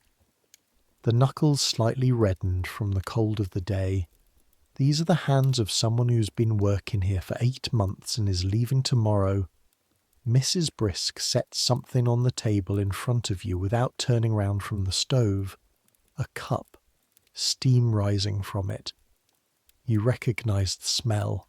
The remains of the morning's chocolate heated again, mixed with hot water. A thin version of the real thing, but still warm and still sweet. She doesn't say anything. She just sets it down and goes back to what she's doing, and the not saying anything is a kind of speech that you sit with for a moment before picking up the cup. That night, Jonas comes upstairs to the attic room last, as he always does, having completed some final task that the rest of you are not aware of and don't need to be. He sets his candle on the ledge and begins undressing in the same sequence he always uses. Coat first, then waistcoat, then, "I'm sorry," you say, to the ceiling. He pauses. "You told Mrs. Dobbs?" he asks. Mr. Harcourt told her. "I leave tomorrow." A longer pause. "With a character?" "Yes, one that mentions the negligence." Jonas is quiet for a moment. Then, "That's not nothing." "I know." A character that says negligence, not dishonesty. In 6 months, a year, if you're careful, if the next position is solid, you recover from that. Men have. You close your eyes. The ceiling of the attic room is 3 feet above your face when you're lying down. You know every crack in it. "I know," you say. "What happened?" "I understand it," Jonas says. There's something different in his voice, something that isn't quite his ordinary careful precision, something more like the voice of someone who is deciding to tell you something. "I did the same thing once. Different errand, different house. I was 15. You open your eyes. "What happened to you?" you ask. "I was lucky," Jonas says. "What I was carrying was less valuable. The difference between your £40 and my £3 is mostly luck." He finishes undressing, gets into his half of the mattress. The room settles into breathing. Stump's regular rhythm on your right, Jonas's stillness on your left. "Be at the pump early tomorrow," Jonas says, after a long quiet. "Before everyone else. Wash your face properly. Wear your best clothes. Don't look like someone who just lost everything." You nod at the ceiling. "And Thomas," a pause. "Don't stop in any warm places tomorrow. Wherever you're going, walk straight." The last night.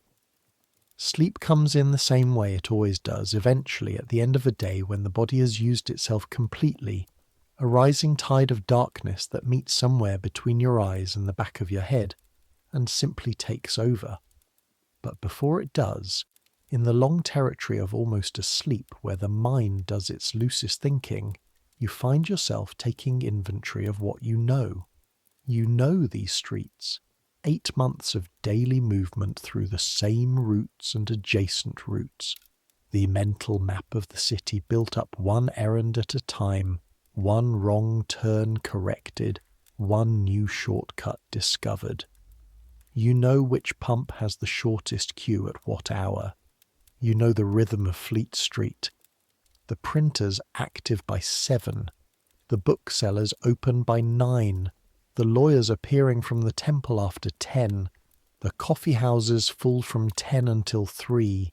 The taverns filling from 3 onward. The streets quieting after 10 at night.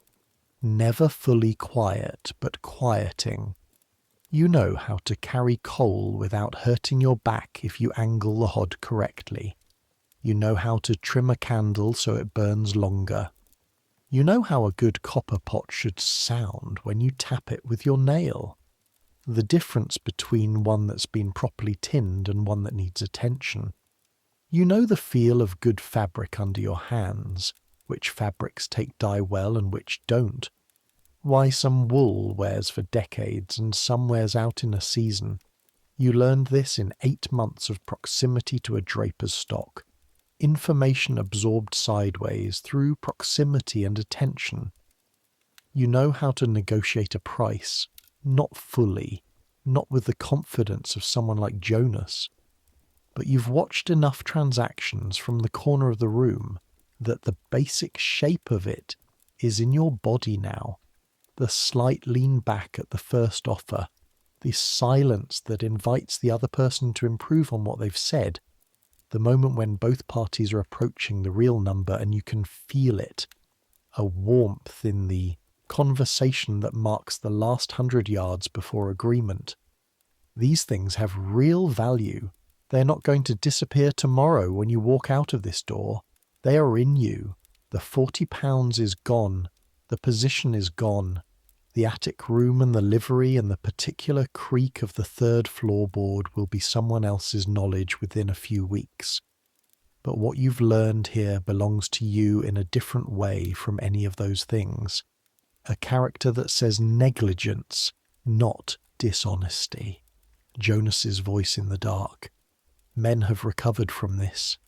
You close your eyes. Outside, London continues. Somewhere not far from here. Possibly as close as Whitefriars, possibly down on the Strand. A frost fair is becoming more possible by the hour, the Thames hardening under its skin of ice, the watermen looking at the river with expressions that are a mixture of professional disaster and the recognition that when the ice is strong enough, people are going to want to walk on it. And people walking on ice need things, and providing things to people has always been the city's primary occupation, regardless of what the surface they're standing on is made of. You think about the Thames freezing, the way water becomes stone, not forever. The spring will come and the ice will go and the river will run again, but complete for now. A transformation that looks permanent and isn't. An ox roasted on the ice. Your father told you this when you were very small, as proof that the world contained astonishments. You had never been to London then. You had never seen a river larger than the stream that ran through your village, which in February sometimes iced over in the shallows and in summer shrank to almost nothing. You've been here 8 months. You've seen the Thames at every height and in almost every condition. You've not yet seen it frozen. Tomorrow you'll be out in it, with nowhere particular to be, and maybe you'll see it. The thought is not entirely without comfort. Sleep, the edge of it, then the middle of it, then the deep part where the body does its real work and the mind finally lets go of the day. The last thing you're aware of is sound.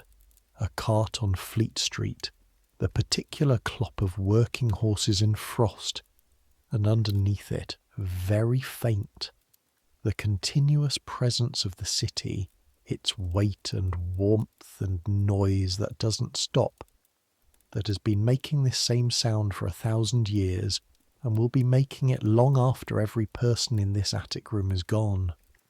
Morning comes with the church bells.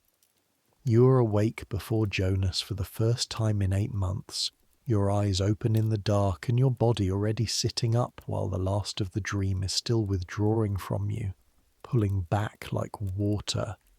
The cold, the dark, the sounds, everything exactly as it has always been. You dress quickly and quietly, your own clothes, not the livery. The livery stays, it belongs to the house, and you do the buttons from the bottom up, which is the order your fingers learned. The practical sequence of getting yourself sealed into your coat in the dark without being able to see what you're doing. Every button done correctly. The inside breast pocket, empty, and you don't touch it. You collect your few things. They fit in your bundle with room to spare, which is its own kind of comment. After 8 months in this city, you own only slightly more than you arrived with. The clothes, the hat, the cloth bag with the coins, which Mrs. Dobbs will add to this morning, 3 books that Jonas lent you and which you need to return before you leave, 1 on the history of English trade, 1 on the principles of household management, 1 a collected volume of essays that Jonas doesn't read for any practical reason, but which contains a piece about the nature of cities that you have read 4 times. You carry the books to Jonas's side of the mattress and set them quietly beside him. He opens one eye. "Keep them," he says. You pause. "You'll need something to read," he says, "when you're in the next place, in the attic, in the evening." He closes the eye.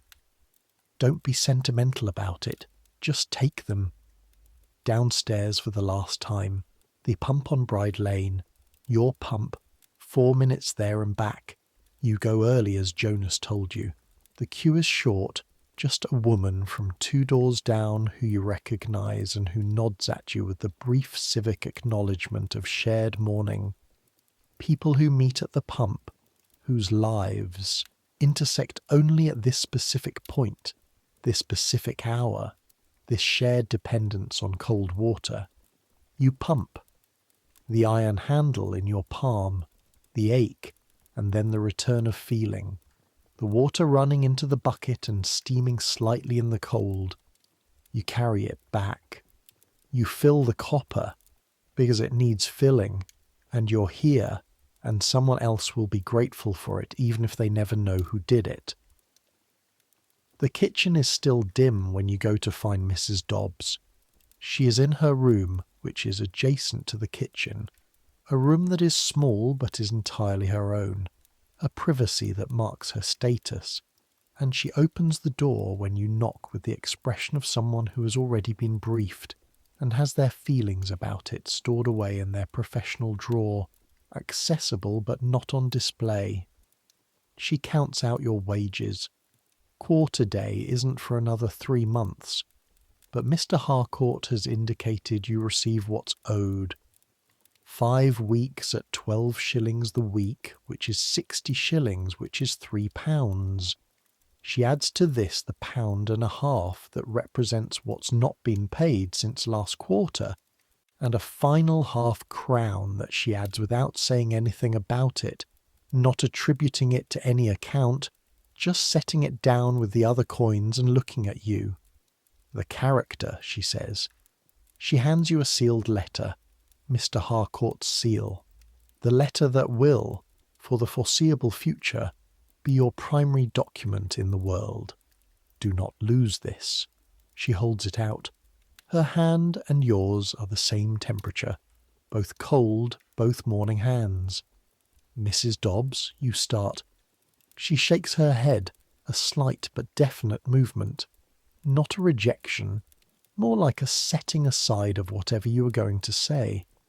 "Be careful," she says instead. "London is difficult when you're between positions. Don't make another quick decision." You receive that the way it's meant. "Thank you," you say. And then, because honesty seems like the only currency worth anything this morning, "I've learned a great deal here." She nods. Professional. Correct. "You have," she says. "That belongs to you. The door. You've opened this door 600 times. The latch. lift and push simultaneously. The mechanism gives more easily this morning, or perhaps you know it too well now to find it difficult. You step through into the January morning, Fleet Street. The cold is immediate and serious, the kind of cold that stakes a claim on exposed skin in the first 3 seconds, your ears and the tip of your nose conducting the temperature directly inward. The sky above the roofline is a pale grey that suggests the sun is somewhere above it, but hasn't managed to make itself felt yet. Your bundle is on your right shoulder. The character is in your inside breast pocket, buttoned over. The button is done up.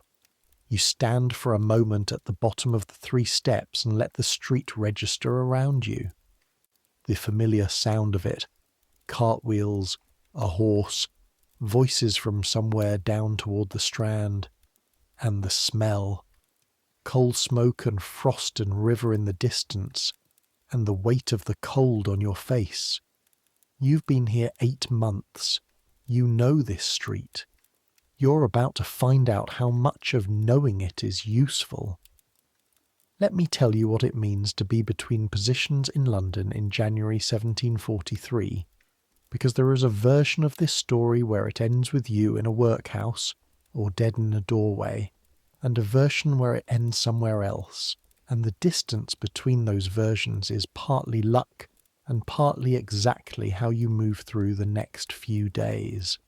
The immediate problem is money. You have £4, 7 shillings and 6pence. This sounds like a reasonable sum. In the context of 1743 London, it is approximately this. If you're careful, very careful, careful in a way that requires genuine daily decision-making, it will sustain you for about 3 weeks, possibly 4. Lodgings cost £1 a night at the absolute minimum, in the kind of place where you pay £1 a night, and you understand exactly what £1 a night means in terms of the size of the space and the number of other people sharing it. Food, if you're careful, a penny for bread in the morning, 2pence for whatever hot thing is sold from a street vendor at noon. Bread and perhaps a cup of something hot in the evening. Call it 4pence a day if you're austere about it. 3 weeks, maybe 4. The character buys you time, not much, but some. Because finding another position takes time even, with a good character, and with a character that mentions negligence. It takes more time, because the households that will overlook a note of negligence in an otherwise good character are not the first households you approach, but the later ones. The households that have already had a few candidates come and go and are starting to feel the inconvenience of an understaffed service. You know all this because servants talk. In the taverns and the coffee houses and the streets and the brief daily intersection at the pump on Bride Lane. Servants are a community with its own information network, its own geography of knowledge.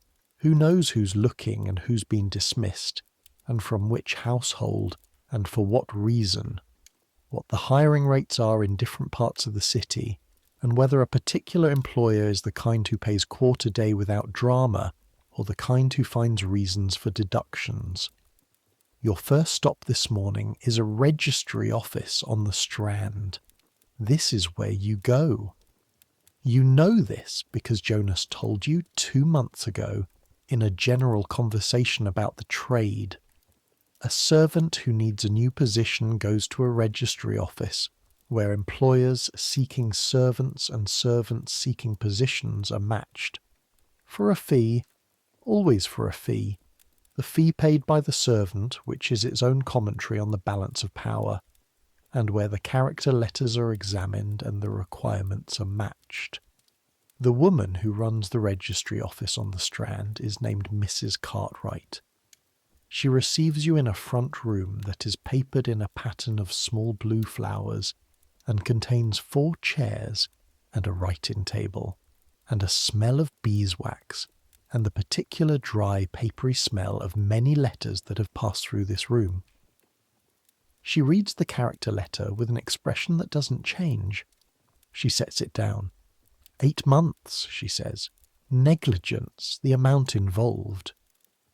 £40, you say, because you've decided, another application of the principle that got you here late but whole, that there is nothing to gain from withholding the specifics. She looks at you steadily. She has the expression of someone who has received a great many confessions and has a filed response for all of them. You're 16. Yes, ma'am. References beyond this letter. The housekeeper, Mrs. Dobbs, at the same address. She'll speak to my general conduct, I believe. You believe this because Mrs. Dobbs said nothing to contradict it this morning, and Mrs. Dobbs says what she means. Mrs. Cartwright makes a note. The quill moves in the precise rhythm of someone who takes notes quickly and completely. I have one possibility, she says. Not in the city. Southwark. A chandler. A candle maker. On Borough High Street. He's expanding his trade. Needs a general man, someone who can learn the craft work and also present for customers. It's not a household position. The pay is less. But it's work. And it's a man who has taken on inexperienced boys before and made something of them. Southwark, south of the river. The other bank which Jonas took you across twice on errands. The side of the city that holds the things the respectable North Bank keeps at a distance. The theatres, the prisons, the tanneries with their vats of questionable liquid. The poorer streets, the harder lives. Also the frost fair, if the Thames is freezing. The ice that is forming right now somewhere below you as you sit in this blue flowered room. What's his name, you ask? Mr. Silas Brent, she says. He's not fashionable. He won't advance your reputation among the great houses, but he runs a clean operation and he pays what he says he'll pay, which is more than can be said for some in the more respectable trades. She looks at you with a directness that has in it a quality of not quite kindness, but something adjacent, the particular quality of a person who has spent years managing the distance between what people need and what's available. You're young, she says. You made a mistake. This is not the end of your story, but you need something now, today, that will keep you off the streets while you find your feet again. Mr. Brent may be that. She picks up the quill again. I'll write him a note. He receives candidates on Thursdays. That's tomorrow. Thursday. One day. In between is Wednesday. All of Wednesday. Your first day in London without a position, without a household, without the structure of tasks and hours that has organised your days for 8 months. You have lodgings. Mrs. Cartwright has written on a small card the address of a lodging house off Bride Lane. Of all the lanes, Bride Lane, your pump, your 4-minute walk, kept by a widow who takes in servants between positions at £1 a night, and is, in Mrs. Cartwright's words, reliable and not unpleasant. The widow is named Mrs. Fitch. She's approximately 60, stout, with a manner that is efficient and not warm and not cold either, simply functional, like a piece of good furniture. She shows you the room, small as promised, with a narrow bed and a chest with a lock for your things and a window that faces the interior of the building, and takes your shilling and says that breakfast is bread and small beer at 7, nothing else, and that the door is locked at 11. You put your bundle on the bed. The room is smaller than the attic at Mr. Harcourt's. The bed is smaller than the shared palliasse. It is, in its essentials, a worse situation in every measurable respect. It is also entirely yours. No Jonas in the corner, no Stump crying on Thursdays, no livery coat on the chair, no morning coal to carry, no invisible performance to give. Just this room and your things in it. You sit on the edge of the bed and look at the window for a while. The interior wall outside it is grey brick, close enough to touch if you leaned out. There is lichen on the bricks. There is a crack in the mortar at a particular angle that has water stains running from it. Then you get up and go out. The Thames. You walk down to the river because the pull of it is almost physical. Jonas's frost fair, your father's ox, the sound of a city transforming itself around a frozen river. And because walking is the thing that your body knows how to do, has been doing for 8 months, and which provides the sense of purpose that standing in a small room does not. Blackfriars, down to the waterfront. The Thames in January 1743 is doing what it has not done in over 20 years. It is freezing. Not completely. Not yet. But the process is visible and dramatic in a way that stops you at the river's edge and holds you there in the cold for longer than you intended. Along the shoreline, shelves of ice have built up from the edges inward.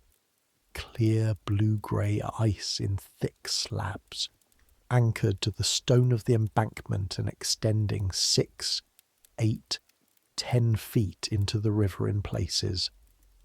The surface of these ice shelves is rough and white with trapped air. Here and there, where 2 ice shelves have ground against each other, they've raised up in low ridges like miniature mountain ranges, jagged and opaque. In the centre of the river, the water still runs. It is dark grey today, the colour of the sky, moving with the heaviness that speaks of cold, thick water close to its freezing point. You can see the current against the ice, the way the moving water cuts at the edges, the constant battle between the river that wants to flow and the cold that wants to stop it. Watermen are out in their boats, but fewer than usual, and they move with more caution than their normal controlled aggression, feeling for ice below the surface, keeping to the channels. A small crowd has gathered along the embankment. Not a frost fair crowd, not yet, but the beginning of one. The people who've heard the reports and come to see for themselves. There are children, a couple of them venturing onto the near ice with the experimental bravery of children testing surfaces, one of them going 3 feet, 4 feet, then running back shrieking with laughter when the ice groans beneath him. A man beside you, not young, with the weathered face of someone who has lived near this river for decades, watches the children with the expression of someone who knows exactly what the river does and has an opinion about testing it. 2 more nights, he says, not to you specifically, to the air. 2 more nights, you say.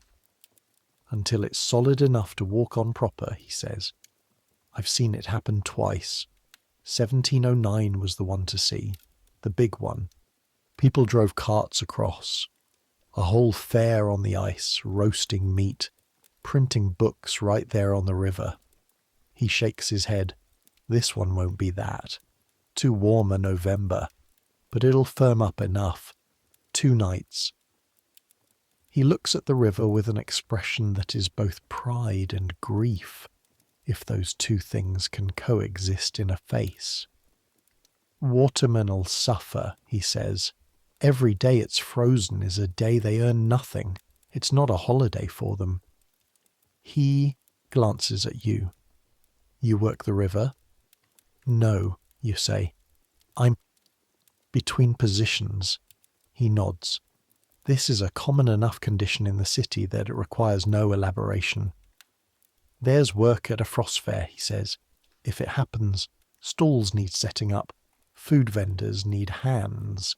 The printer who brings his press out, I've seen it done, needs boys who can carry type.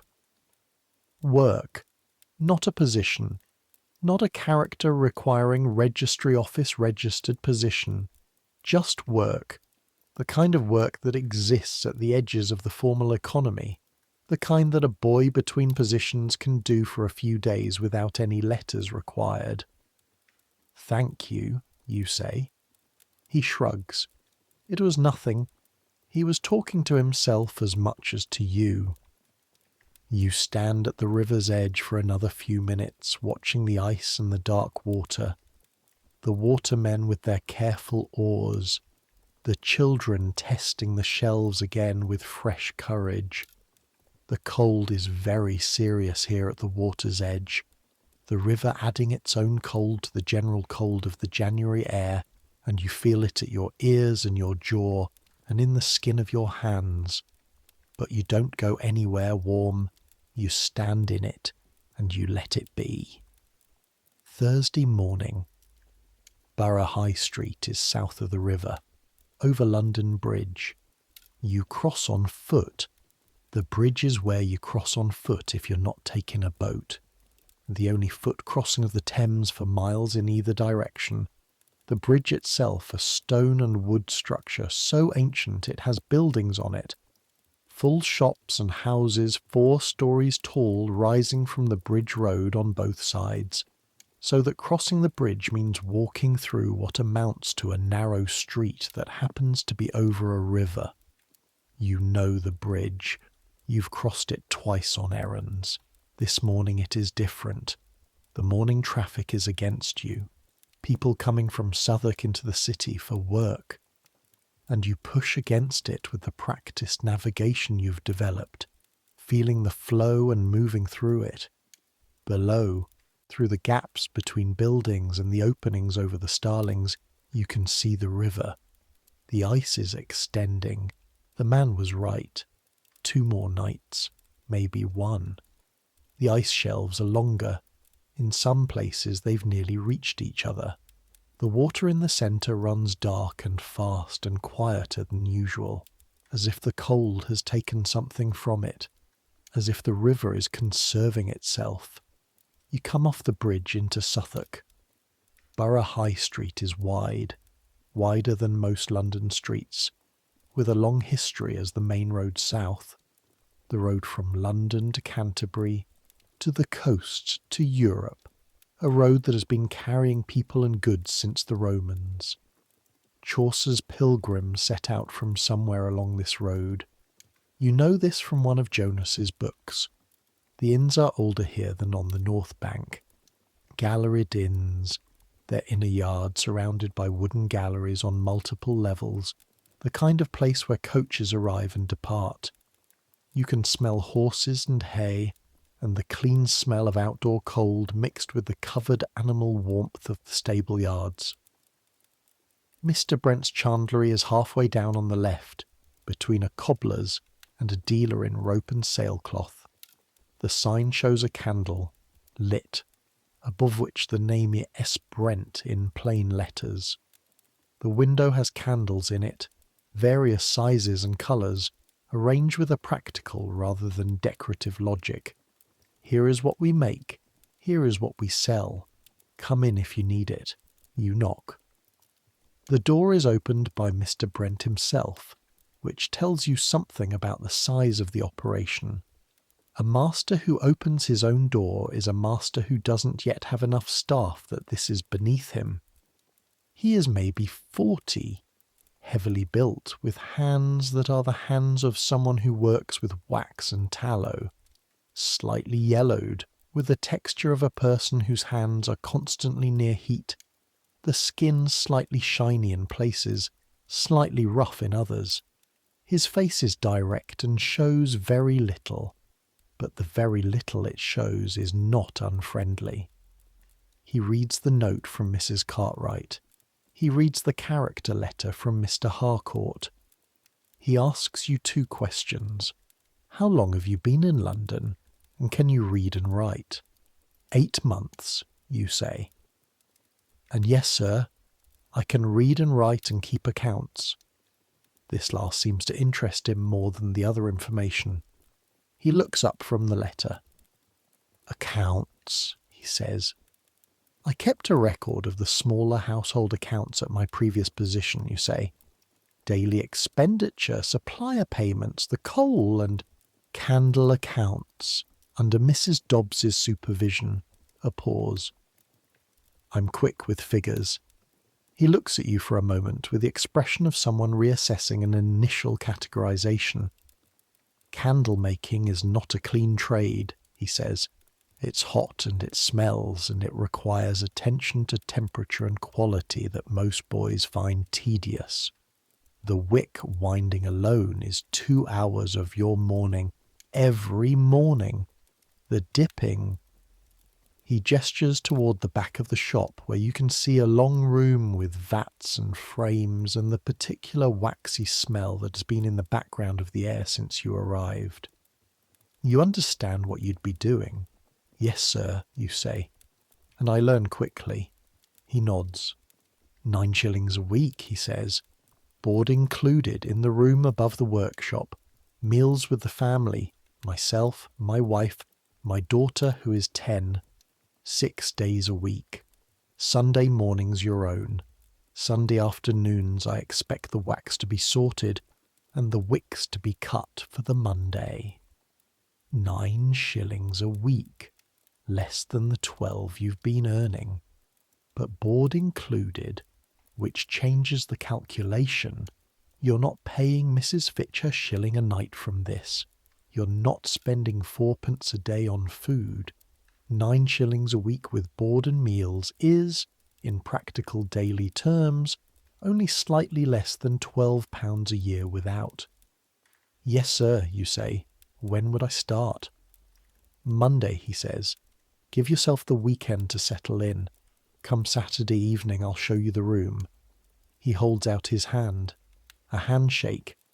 Not the bow and withdraw of the household world. A handshake, which is how tradesmen conclude agreements, which is what you are now. A tradesman in a workshop rather than a household. A boy learning a craft rather than a position. You take the hand. His grip is dry and warm and very strong. Monday, he says, don't be late. You come back across the bridge in the early afternoon. The river below you is almost still now. The current in the centre has slowed to something barely moving, and the ice has been working all morning, and as you look down through the gap between the bridge buildings you can see, you're almost certain you can see, the ice from both sides very nearly meeting. A waterman below, his boat pulled up onto the ice shelf, is looking at his boat, and then at the river, and then at his boat again with the expression of a man doing a calculation he doesn't like the answer to. You stand at the gap for a moment, feeling the cold off the river and looking at the ice. Tomorrow, maybe. Or the day after. The frost fair. You've got the weekend. You've got a position starting Monday.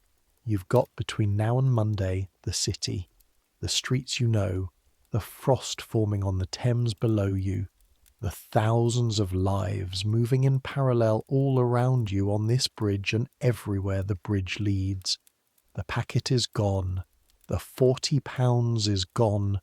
The livery is hanging in someone else's care in a house on Fleet Street that you'll probably never enter again. But Jonas's books are in the bundle at Mrs. Fitch's lodgings. Your hands carry 8 months of knowledge in their calices and their specific competencies. The character letter that says negligence but not dishonesty is in your inside breast pocket, which is buttoned over, which will stay buttoned for as long as you have anything worth carrying. And somewhere behind you in Southwark, on Borough High Street, a chandler named Silas Brent has just hired you. You come off the bridge into the city, that evening, a coffee house near St. Paul's Churchyard. Not a fashionable one. The fashionable ones on Exchange Alley and Lombard Street are for a different category of person, a category you've observed and will perhaps inhabit someday and are certainly not in right now.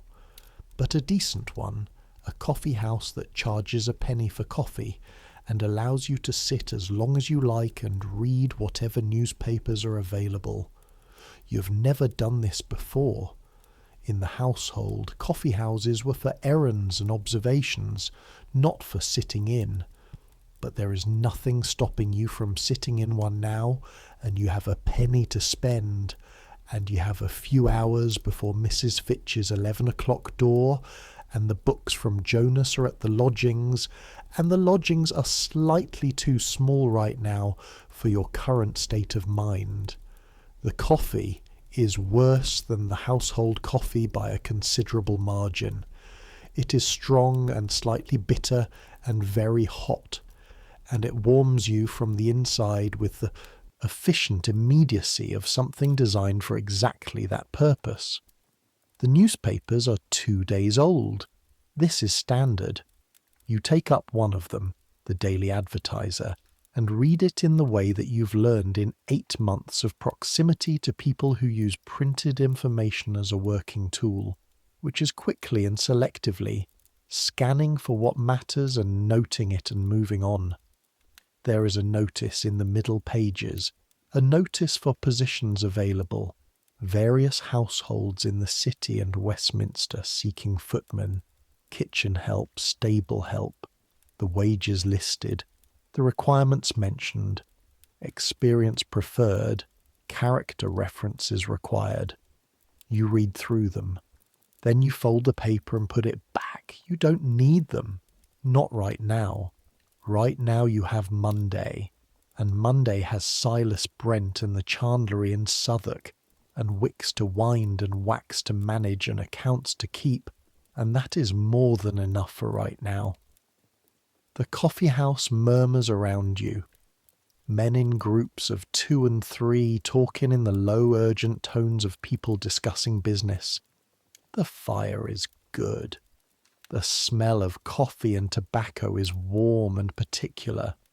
A serving boy not much younger than you is moving between tables with a practiced efficiency that you recognize from the inside. You watch him for a moment. The way he checks the table before approaching to know what's needed. The way he doesn't look at the customers directly, but registers where they are and what they require with his peripheral vision. The slight adjustment of his path to avoid someone's outstretched foot. He's good at it. You were good at it too. Friday. The Thames freezes overnight. You hear it first before you see it. Not a dramatic sound, not the crack of ice you might imagine, but a gradual stilling of the river sound that has been a constant background since you arrived in London.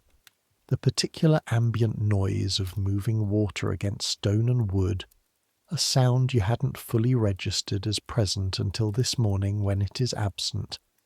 You go to the river before breakfast. Solid. Not uniformly solid. The centre channel still has a dark line of moving water, but the main body of the river, from bank to bank in front of you, is frozen. The watermen's boats are locked in place where they were tied. The ice is grey-white and thick-looking, ridged and pitted in places, clear and glassy in others where smooth water froze in a single cold night. Already there are people on it. Not many yet. A few brave ones or foolhardy ones walking out from the bank with the tentative tread of people testing ground they're not certain of. A man with a long stick probing ahead of him, which is the sensible approach. A boy, inevitably, running straight out from the embankment without probing anything, simply running, because that's what boys do.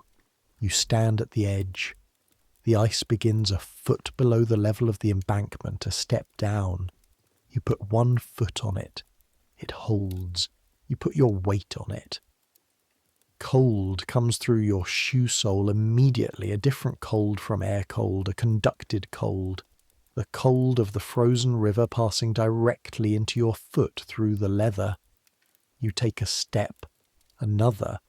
The ice is solid beneath you, slightly rough, and makes a faint sound under your feet that is not cracking, but is the sound of ice compressing slightly under weight. A settling, a normal sound that you would know was normal if you had experience of standing on frozen rivers, which you don't. You walk 12 steps from the bank, 20, 30. You stop and turn around. London behind you, seen from the river. The north bank of the Thames, seen from the middle of the Thames, is London at its most architectural, its most concentrated, its most itself. The churches rise from the roofline in their sequence. Wren's churches mostly rebuilt after the Great Fire, their different towers creating a skyline that is 100 years old and feels somehow as if it has always been there. The dome of St. Paul's above everything else, visible from down here at the river level in a way that is different from the street level view. The dome seeming to float above the roofline without anything connecting it to the earth. The ice around you stretches in both directions, interrupted by the dark line of the central channel and the shapes of locked-in boats, a landscape that has no equivalent in any London you've been in until today. 2 children are skating past you. Not real skating, they don't have skates.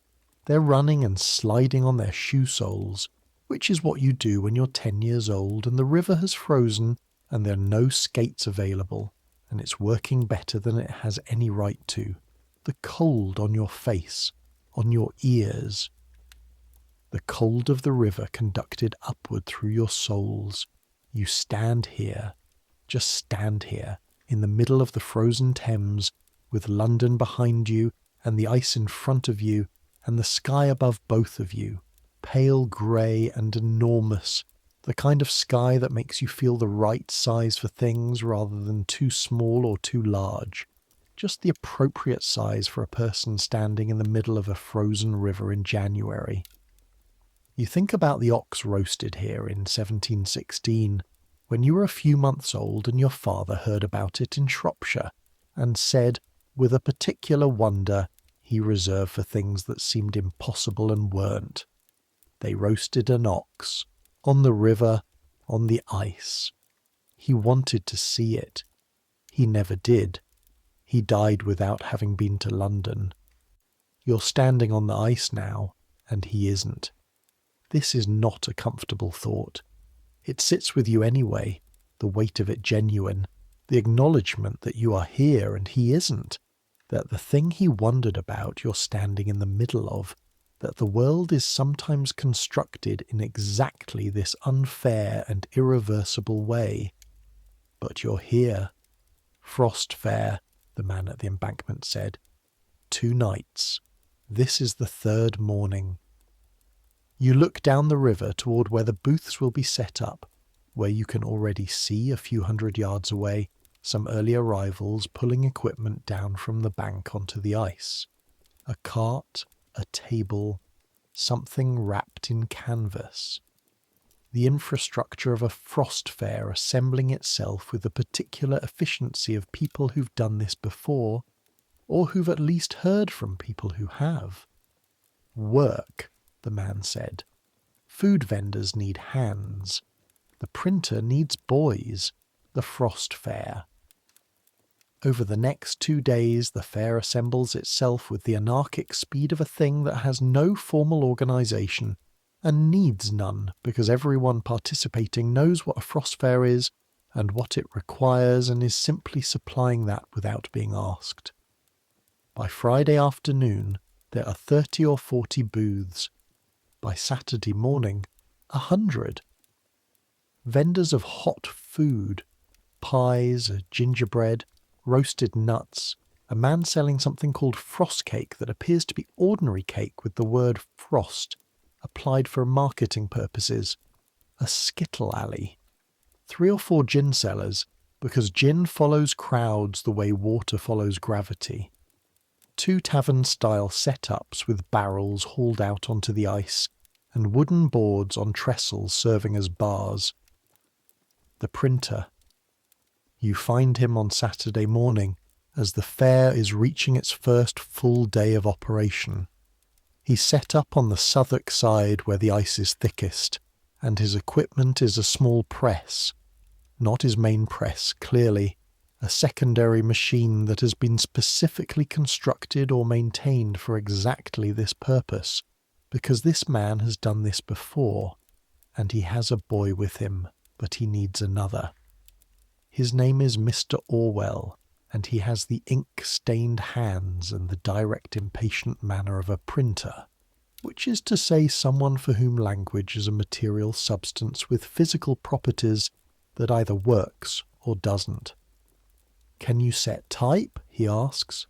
"No, sir, but I'm quick to learn and I'm careful." "I don't need careful. I need fast. Everything we do here." He gestures at the ice around them, the fair, the crowds already flowing, "is novelty. People want to say they bought something printed on the Thames. They want it now, while they're here, before the ice goes. This isn't quality press work, this is souvenir work. Type in, printed sheet out, next." He shows you the type case, the compositing stick, the sequence of operations. You watch once. He shows you again. Can you do that? You can do that. You cannot do it quickly yet, but you can do it accurately. And accuracy plus repetition produces speed, which is a principle you've tested in every skill you've acquired in 8 months of service. "Yes, sir," you say. He pays you 2 shillings a day for Saturday and Sunday. 4 shillings for the 2 days, which is not nothing when your other lodging costs from Mrs. Fitch will run to another 2 shillings before Monday. You work. The fair swirls around you. Hundreds of people on the ice, children and merchants and watermen who've lost their income and are here instead. Because being miserable at the fair is at least warmer than being miserable alone, and well-dressed visitors from the North Bank who've come over to see the spectacle, and the inevitable pickpockets, and the inevitable men selling things that may or may not be what they claim to be. Your hands learn the type case faster than you expected. By the afternoon you're setting simple 2-line pieces, printed on the frozen Thames, January 1743, the Frost Fair souvenir, the proof of having been here, the piece of paper that will sit in someone's drawer for 30 years and occasionally be taken out to show visitors. This was real. We were there. The river froze. You ink the press. You lay the paper. You pull the bar. The printed sheet comes out. Every time it comes out there is something. The same thing every time. No less each time for the repetition. A small but genuine pleasure in the production of a thing that wasn't there before. You hand it to Mr. Orwell. He checks it, nods, sets it aside. "Next," he says. Sunday evening. You walk from the river back to Mrs. Fitch's for the last time. Tomorrow morning you carry your things across London Bridge to Borough High Street and the Chandlery, and you don't come back. The fair is still going when you leave. It will go another day, possibly 2. The cold is holding. And then the weather will shift, and the ice will go, and the Thames will run again, and the watermen will take their boats off the ice and back into the water, and the booths will be disassembled and carried off, and the river will look exactly as it always looks, as if none of this happened. Evidence, the printed souvenir sheets, scattered through the drawers and desks and bookshelves of London, the ox roasting in 1716, in your father's story, the accounts in the newspapers, which you've now seen being produced, which you know are being composed this evening in the printing houses on Fleet Street for Monday's edition.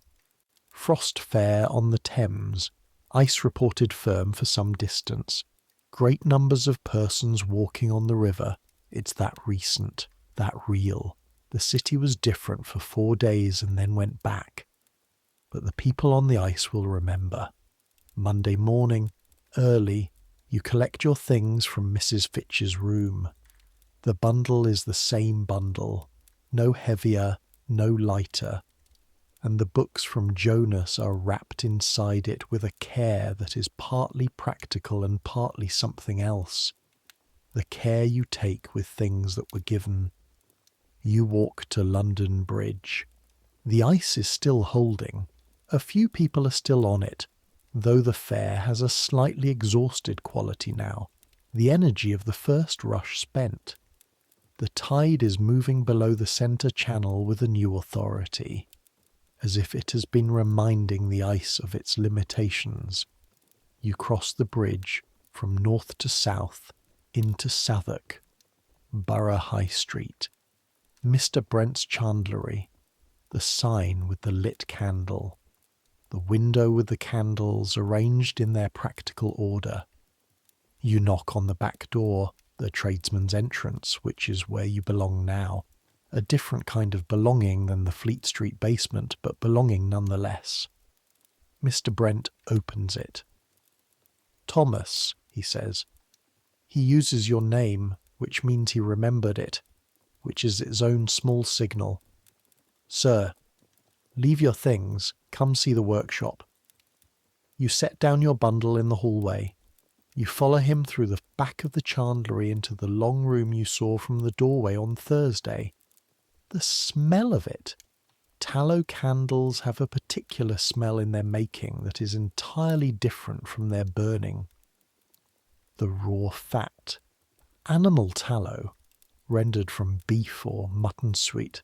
The smell slightly organic, slightly sweet in a complicated way, mixed with the smell of hot wax and the clean, bright smell of the cotton wicking.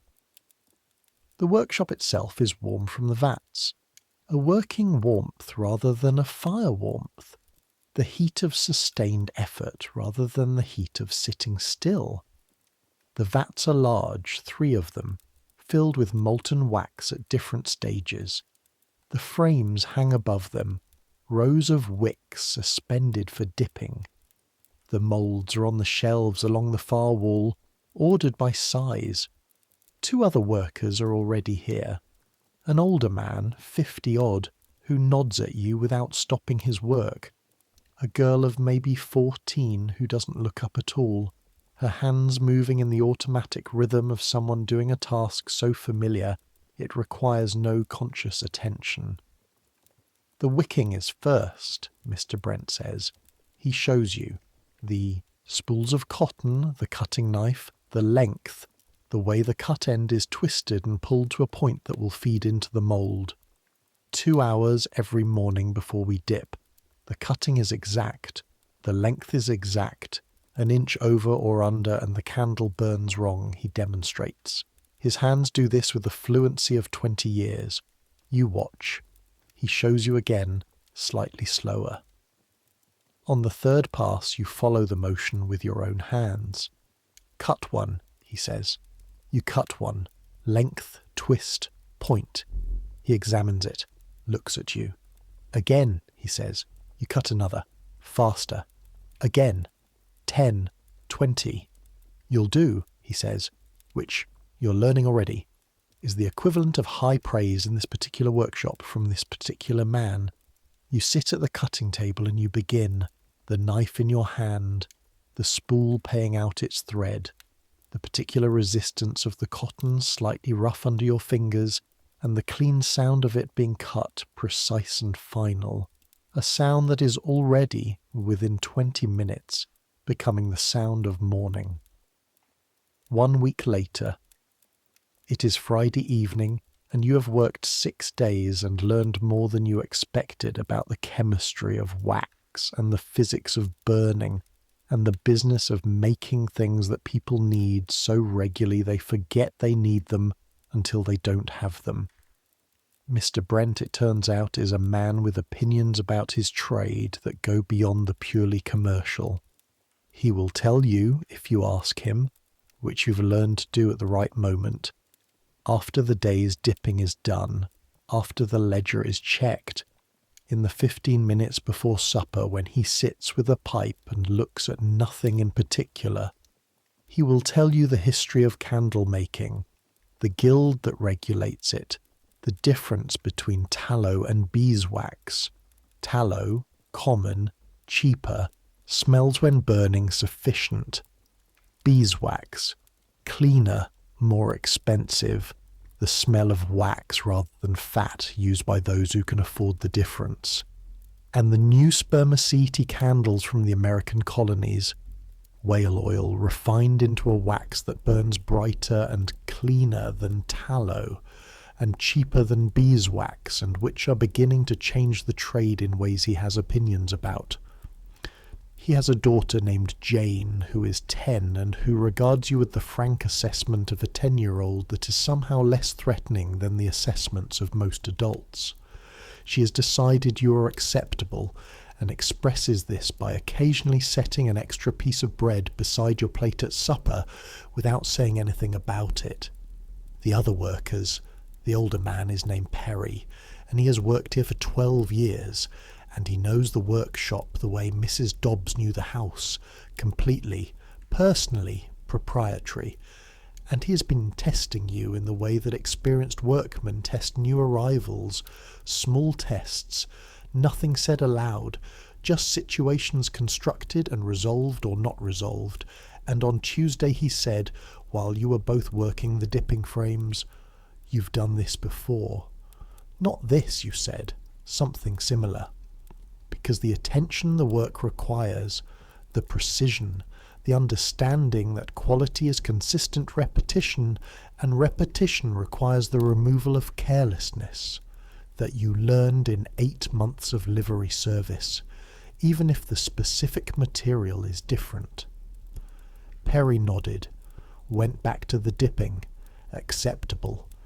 The room above the workshop is low-ceilinged and smells of wax in a way that you've entirely stopped noticing, and has a view from the one window of the roofline of Southwark, which is a different roofline from the one you've known, less grand, more varied, the mixed architecture of a neighbourhood that grew without a plan, and which contains, visible if you lean slightly left when the light is right, the tip of the tower of Southwark Cathedral, very old, older than almost anything else you've seen in this city, the grey stone of it carrying centuries.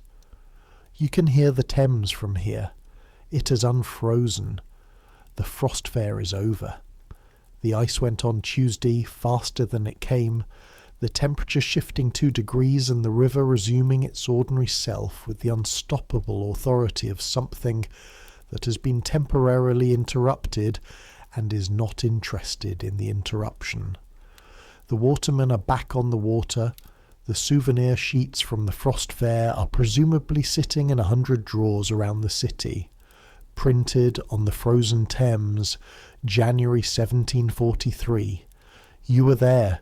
You helped print them. 3 weeks later, you have learned to dip, to pour the moulds, to check the quality of the set wax against a standard that Mr. Brent can demonstrate in seconds, and that takes you days to develop in your own fingers, the particular firmness, the colour, the slight translucency that good tallow has, and cheap tallow lacks. You keep the accounts twice a week, under Mr. Brent's eye, and they're right, and he knows they're right because he's been keeping them himself for 20 years and can read your numbers against his own quick checks and see they match. On Saturday evenings, the free half of Saturday after the Sunday wicks are cut, you walk, not for purpose, just to walk, to use the city the way you've learned it can be used, as a place that contains things, that is different in different parts of it, that rewards attention. You've been twice to the Bankside, where the old theatres stood before they were demolished, and where the bear gardens used to be, where the ground still carries the particular compacted earth quality of a place where thousands of feet have stood over many decades. You've been to the market at Borough, one of the oldest markets in London, where the smell of the vegetables and the sound of the vendors overlap with the same vocabulary and rhythm you've heard at Cheapside and Smithfield. the commerce of a city that has been buying and selling in these specific streets for a very long time. You've been once back across the bridge to Fleet Street, not to the house. You didn't go to the house, but past the entrance to Bride Lane where the pump is, and you stood at the corner for a moment and listened to the pump operating, someone else's morning, and thought about Jonas's books in your bundle and the conversation in the dark attic and keep your hand on your pocket and the cold iron handle of the pump on a January morning. Then you walked on, and now it's evening. The workshop's quiet, the day's production done, the vats covered, the cut wicks for tomorrow laid out in their ordered rows. Perry has gone home. He lives 3 streets away, a man with his own room and his own habits, his life outside this workshop as complete and specific as his life inside it. The room above the workshop is yours, and it smells of wax, and the window shows the Suffolk roof line in the last grey light. You're sitting at the small table with the accounts ledger. The figures are right. You've checked them twice, and they're right, and you've made the note at the bottom of the Friday column with the ink from the small pot and the quill that Mr. Brent provided, and which is better than the worn quill at Mr. Harcourt's that you used for the occasional household account. The figures are right. The week is complete. On Monday you will dip the wicks and fill the moulds and check the quality of the new tallow delivery that is arriving in the morning, which Mr. Brent has said is from a new supplier in Smithfield, and which may be better or may be worse than the previous one and will need to be tested. In 6 months, when a position opens up, and positions open up, the city is full of them. The city needs more hands than it has, and uses them until they wear out and then needs new ones. When a position opens at a household somewhere in the city or Westminster that will consider a character mentioning negligence, you'll have something more to offer than you had on that Tuesday morning in January. You'll have a trade, a skill in the hands, numbers that match. That's not nothing, it might be enough. Let me tell you what London will look like from where you're sitting. Centuries will pass. The chandlery on Borough High Street will be gone. The building might be there, or a building where it was, the ground remembering something that the surface has forgotten. The frost fairs will stop because in 1831 the old London Bridge will be demolished, and the new bridge's wider arches will let the tide run more freely, and the Thames will never fully freeze again. The last frost fair was 1814. After that, just the river, just the ordinary moving water, the ice a memory in people's diaries and the prints that people kept. The candles will be replaced by gas lamps, and then by electric lights, and eventually by things that would require more explanation than either of us wants right now. But the Thames will still be there. The Dome of St. Paul's will still be there. The streets of Suffolk will still be there, carrying their old names.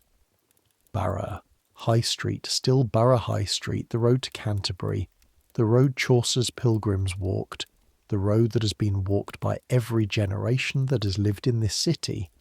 And people will still be making things in workshops, still making mistakes on cold January afternoons, still getting up the next morning, still learning what their hands can do, still lying down at night in rooms that smell of their particular work, listening to the sounds of the city, which are different sounds from your sounds, engines, sirens, the specific ambient noise of a different century, but which are underneath the same kind of sounds, the sounds of 500,000 people, then 1 million, then 10 million, living in the same city and trying to get through their days and falling asleep finally with the weight of the day in their bodies, and the next day already beginning to accumulate somewhere in the future, waiting.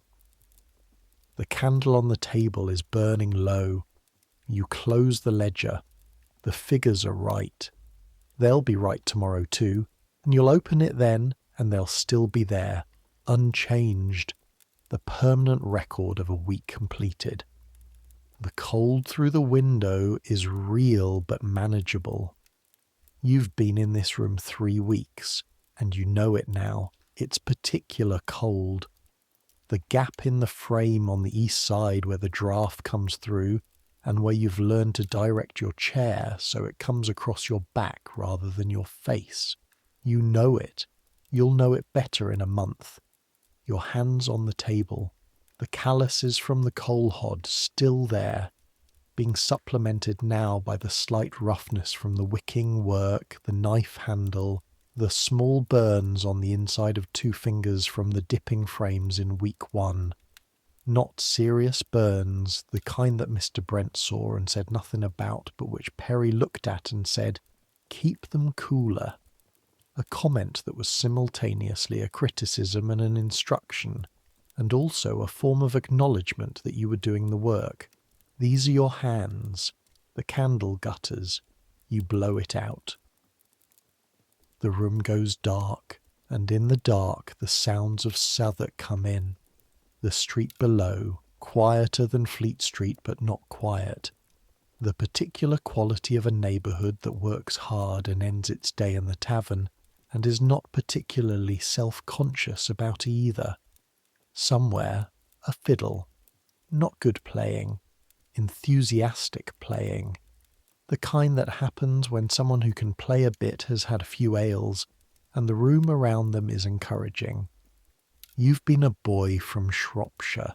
You've been a footman at a Fleet Street household. You're now a chandler's assistant in Southwark. These are not the same person. Or they are the same person, and the person is larger than you thought, capable of containing more versions of itself than the original model suggested. You pull the blanket up. There's still one blanket. There is always one blanket, apparently, wherever you go. You arrange it with the same precision you developed in the attic on Fleet Street. Bottom tucked, one side doubled, top to chin. It is tonight just about enough. The church bell strikes. You count without meaning to. 9 o'clock. The fiddle continues somewhere below. The cold is present and accounted for. The wax smell of the workshop has migrated into your clothes and your hair, and probably permanently into your skin at this point, and you've started to recognize it as your smell.